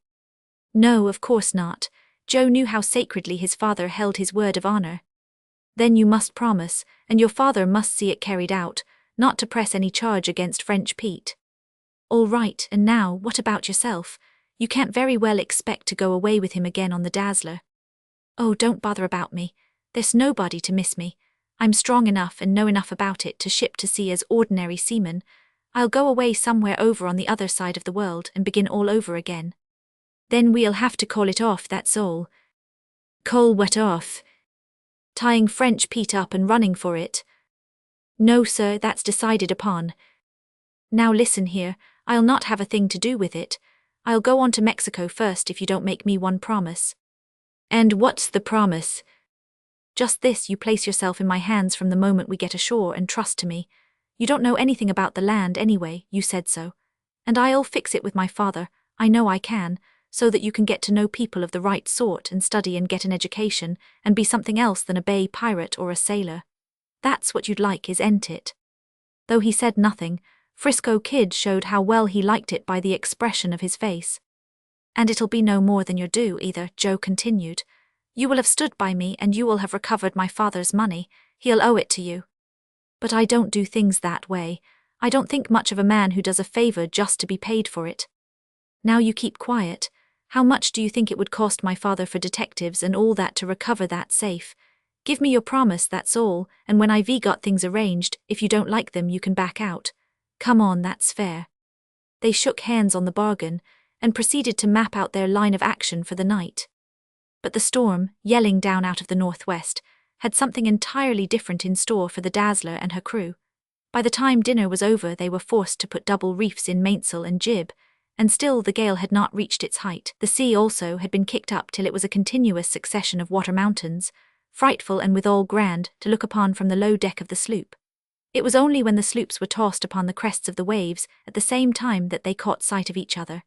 Occasional fragments of seas swashed into the cockpit or dashed aft over the cabin, and Joe was stationed at the small pump to keep the well dry. At 3 o'clock, watching his chance, French Pete motioned to the Reindeer that he was going to heave to and get out a sea anchor. This latter was of the nature of a large shallow canvas bag, with the mouth held open by triangularly lashed spars. To this the towing ropes were attached on the kite principle, so that the greatest resisting surface was presented to the water. The sloop, drifting so much faster, would thus be held bow on to both wind and sea, the safest possible position in a storm. Red Nelson waved his hand in response that he understood and to go ahead. French Pete went forward to launch the sea anchor himself, leaving it to Frisco Kid to put the helm down at the proper moment and run into the wind. The Frenchman poised on the slippery foredeck, waiting an opportunity. But at that moment the Dazzler lifted into an unusually large sea, and as she cleared the summit, caught a heavy snort of the gale at the very instant she was righting herself to an even keel. Thus there was not the slightest yield to this sudden pressure on her sails and mast gear. There was a quick snap followed by a crash. The steel weather rigging carried away at the lanyards, and mast, jib, mainsail, blocks, stays, sea anchor, French Pete, everything went over the side. Almost by a miracle, the captain clutched at the bobstay and managed to get one hand up and over the bowsprit. The boys ran forward to drag him into safety, and Red Nelson, observing the disaster, put up his helm and ran down to the rescue. Chapter 20. Perilous Hours. French Pete was uninjured from the fall overboard with the Dazzler's mast, but the sea anchor which had gone with him had not escaped so easily. The gaff of the mainsail had been driven through it, and it refused to work. The wreckage, thumping alongside, held the sloop in a quartering slant to the seas, not so dangerous a position as it might be, nor so safe either. Goodbye, older Dazzler. Never no more you wipe ze eye of ze wind, never no more you kick your heels at ze crack gentlemen yachts. So the captain lamented, standing in the cockpit and surveying the ruin with wet eyes. Even Joe, who bore him great dislike, felt sorry for him at this moment. A heavier blast of the wind caught the jagged crest of a wave and hurled it upon the helpless craft. "Can't we save her?" Joe spluttered. Frisco Kid shook his head. "Nor the safe." "Impossible," he answered. "Couldn't lay another boat alongside for a United States mint. As it is, it'll keep us guessing to save ourselves." Another sea swept over them, and the skiff, which had long since been swamped, dashed itself to pieces against the stern. Then the Reindeer towered above them on a mountain of water. Joe caught himself half shrinking back, for it seemed she would fall down squarely on top of them, but the next instant she dropped into the gaping trough, and they were looking down upon her far below. It was a striking picture, one Joe was destined never to forget. The Reindeer was wallowing in the snow-white smother, her rails flush with the sea, the water scudding across her deck in foaming cataracts. The air was filled with flying spray, which made the scene appear hazy and unreal. One of the men was clinging to the perilous afterdeck and striving to cast off the waterlogged skiff. The boy, leaning far over the cockpit rail and holding on for dear life, was passing him a knife. The second man stood at the wheel, putting it up with flying hands and forcing the sloop to pay off. Beside him, his injured arm in a sling, was Red Nelson, his sou'wester gone and his fair hair plastered in wet, wind-blown ringlets about his face. His whole attitude breathed indomitability, courage, strength. It seemed almost as though the divine were blazing forth from him. Joe looked upon him in sudden awe, and realizing the enormous possibilities of the man, felt sorrow for the way in which they had been wasted. A thief and a robber. In that flashing moment Joe caught a glimpse of human truth, grasped at the mystery of success and failure. Life threw back its curtains that he might read it and understand. Of such stuff as Red Nelson were heroes made, but they possessed wherein he lacked, the power of choice, the careful poise of mind, the sober control of soul. In short, the very things his father had so often preached to him about. These were the thoughts which came to Joe in the flight of a second. Then the reindeer swept skyward, and hurtled across their bow to leeward on the breast of a mighty billow. "Ze wild man," French Pete shrieked, watching her in amazement. "He tinks he can jibe, he will die, we will all die, he must come about. Oh, ze fool, ze fool." But time was precious, and Red Nelson ventured the chance. At the right moment he jibed the mainsail over and hauled back on the wind. "Here she comes, make ready to jump for it," Frisco Kid cried to Joe. The reindeer dashed by their stern, heeling over till the cabin windows were buried, and so close that it appeared she must run them down. But a freak of the waters lurched the two crafts apart. Red Nelson, seeing that the maneuver had miscarried, instantly instituted another. Throwing the helm hard up, the reindeer whirled on her heel, thus swinging her overhanging mainboom closer to the Dazzler. French Pete was the nearest, and the opportunity could last no longer than a second. Like a cat he sprang, catching the footrope with both hands. Then the reindeer forged ahead, dipping him into the sea at every plunge. But he clung on, working inboard every time he emerged, till he dropped into the cockpit as Red Nelson squared off to run down to leeward and repeat the maneuver. Two ships on choppy water, with a man hanging from a mainsail. "Your turn next," Frisco Kid said. "No, yours," Joe replied. "But I know more about the water," Frisco Kid insisted. "And I can swim as well as you," the other retorted. It would have been hard to forecast the outcome of this dispute, but as it was, the swift rush of events made any settlement needless. The reindeer had jibed over and was ploughing back at breakneck speed, careening at such an angle that it seemed she must surely capsize. It was a gallant sight. Just then the storm burst in all its fury, the shouting wind flattening the ragged crests till they boiled. The reindeer dipped from view behind an immense wave. The wave rolled on, but the next moment where the sloop had been, the boys noted with startled eyes only the angry waters. Doubting, they looked a second time. There was no reindeer. They were alone on the torn crest of the ocean. "God have mercy on their souls," Frisco Kid said solemnly. Joe was too horrified at the suddenness of the catastrophe to utter a sound. "Sailed her clean under, and with the ballast she carried went straight to bottom," Frisco Kid gasped. Then, turning to their own pressing need, he said, "Now we've got to look out for ourselves. The back of the storm broke in that puff, but the sea'll kick up worse yet as the wind eases down. Lend a hand and hang on with the other. We've got to get her head on." Together, knives in hand, they crawled forward to where the pounding wreckage hampered the boat sorely.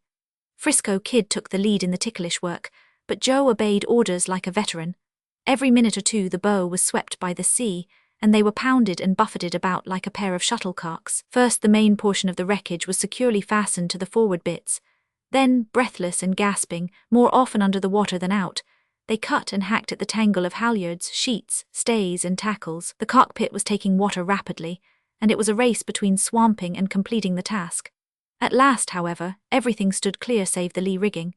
Frisco Kid slashed the lanyards. The storm did the rest. The Dazzler drifted swiftly to leeward of the wreckage till the strain on the line fast to the forward bitts jerked her bow into place, and she ducked dead into the eye of the wind and sea. Pausing only for a cheer at the success of their undertaking, the two lads raced aft, where the cockpit was half full and the dunnage of the cabin all afloat.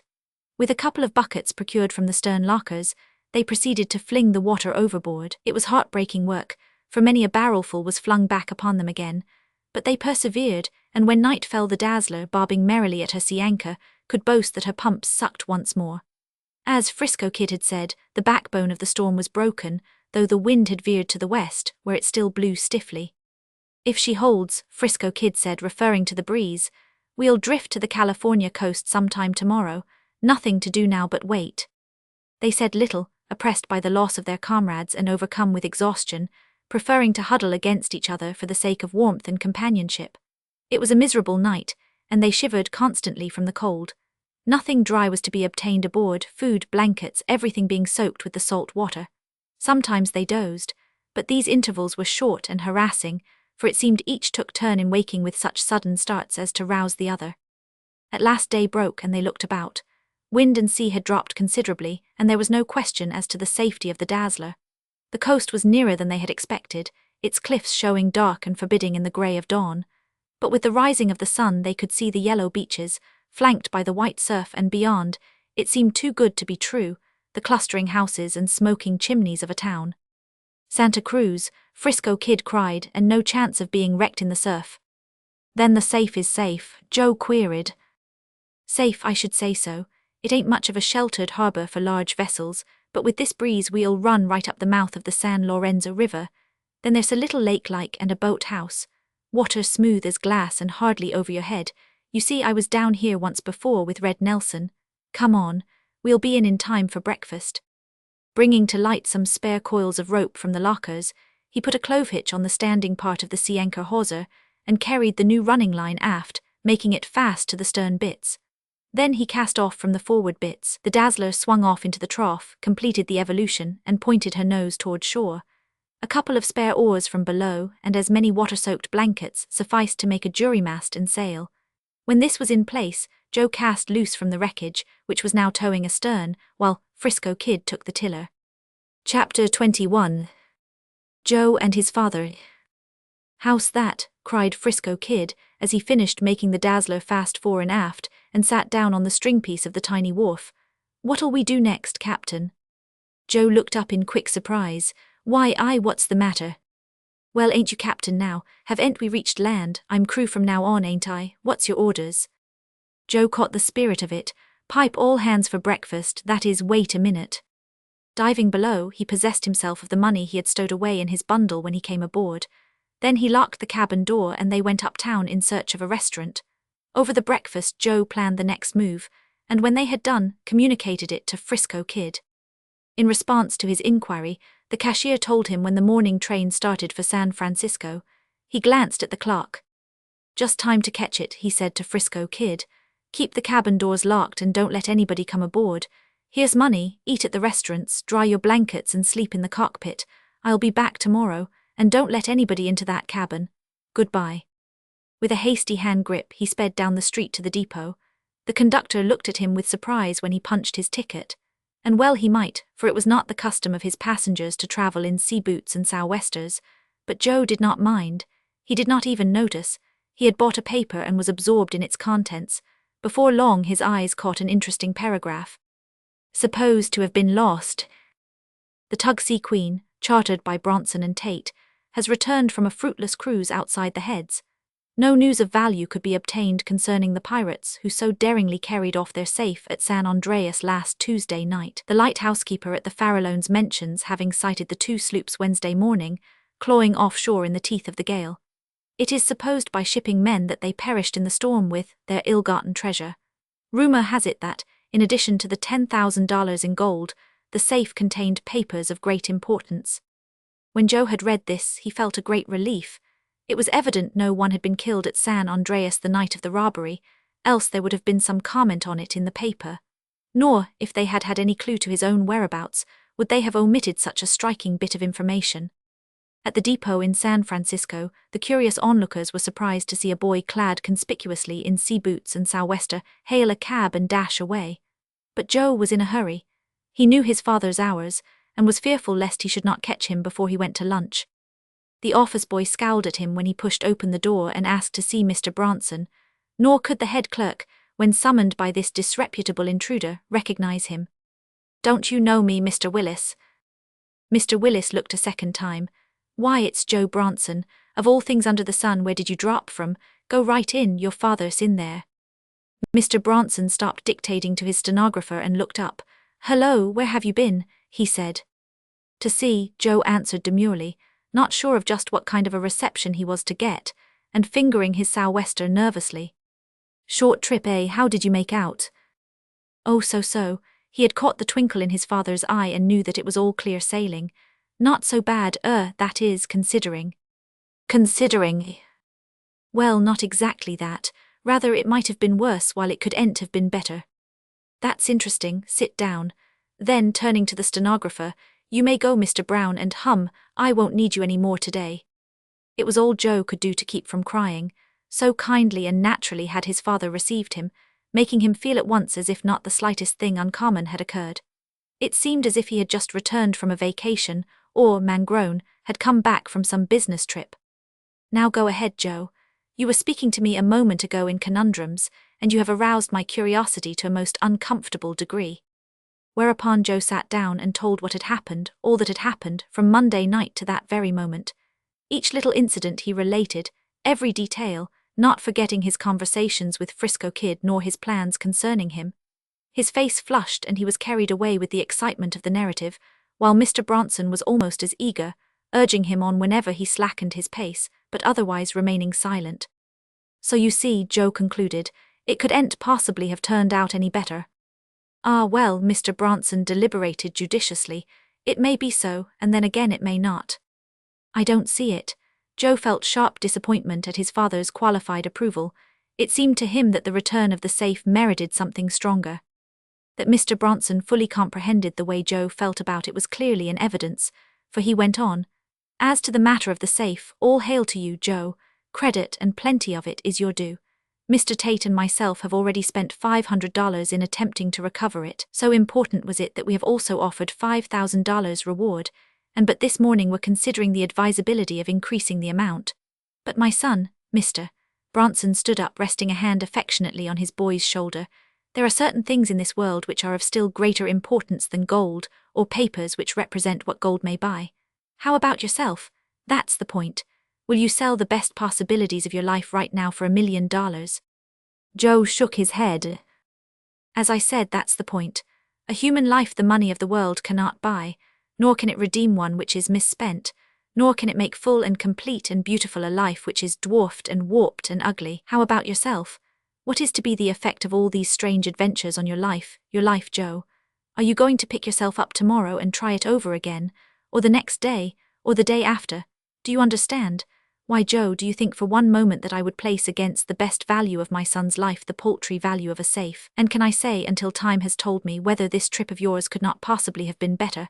Such an experience is as potent for evil as for good. $1 is exactly like another, there are many in the world, but no Joe is like my Joe, nor can there be any others in the world to take his place. Don't you see, Joe? Don't you understand? Mr. Bronson's voice broke slightly, and the next instant Joe was sobbing as though his heart would break. He had never understood this father of his before, and he knew now the pain he must have caused him, to say nothing of his mother and sister. But the 4 stirring days he had lived had given him a clearer view of the world and humanity, and he had always possessed the power of putting his thoughts into speech. So he spoke of these things and the lessons he had learned, the conclusions he had drawn from his conversations with Frisco Kid, from his intercourse with French Pete, from the graphic picture he retained of the reindeer and Red Nelson as they wallowed in the trough beneath him. And Mr. Bronson listened, and in turn understood. But what of Frisco Kid, father? Joe asked when he had finished. There seems to be a great deal of promise in the boy from what you say of him. Mr. Bronson hid the twinkle in his eye this time, and I must confess, he seems perfectly capable of shifting for himself. Sir, Joe could not believe his ears. Let us see then. He is at present entitled to the half of $5,000, the other half of which belongs to you. It was you two who preserved the safe from the bottom of the Pacific, and if you only had waited a little longer, Mr. Tate and myself would have increased the reward. Oh, Joe caught a glimmering of the light. Part of that is easily arranged. I simply refuse to take my half. As to the other, that isn't exactly what Frisco Kid desires. He wants friends, and though you didn't say so, they are far higher than money, nor can money buy them. He wants friends and a chance for an education, not $2,500. Don't you think it would be better for him to choose for himself?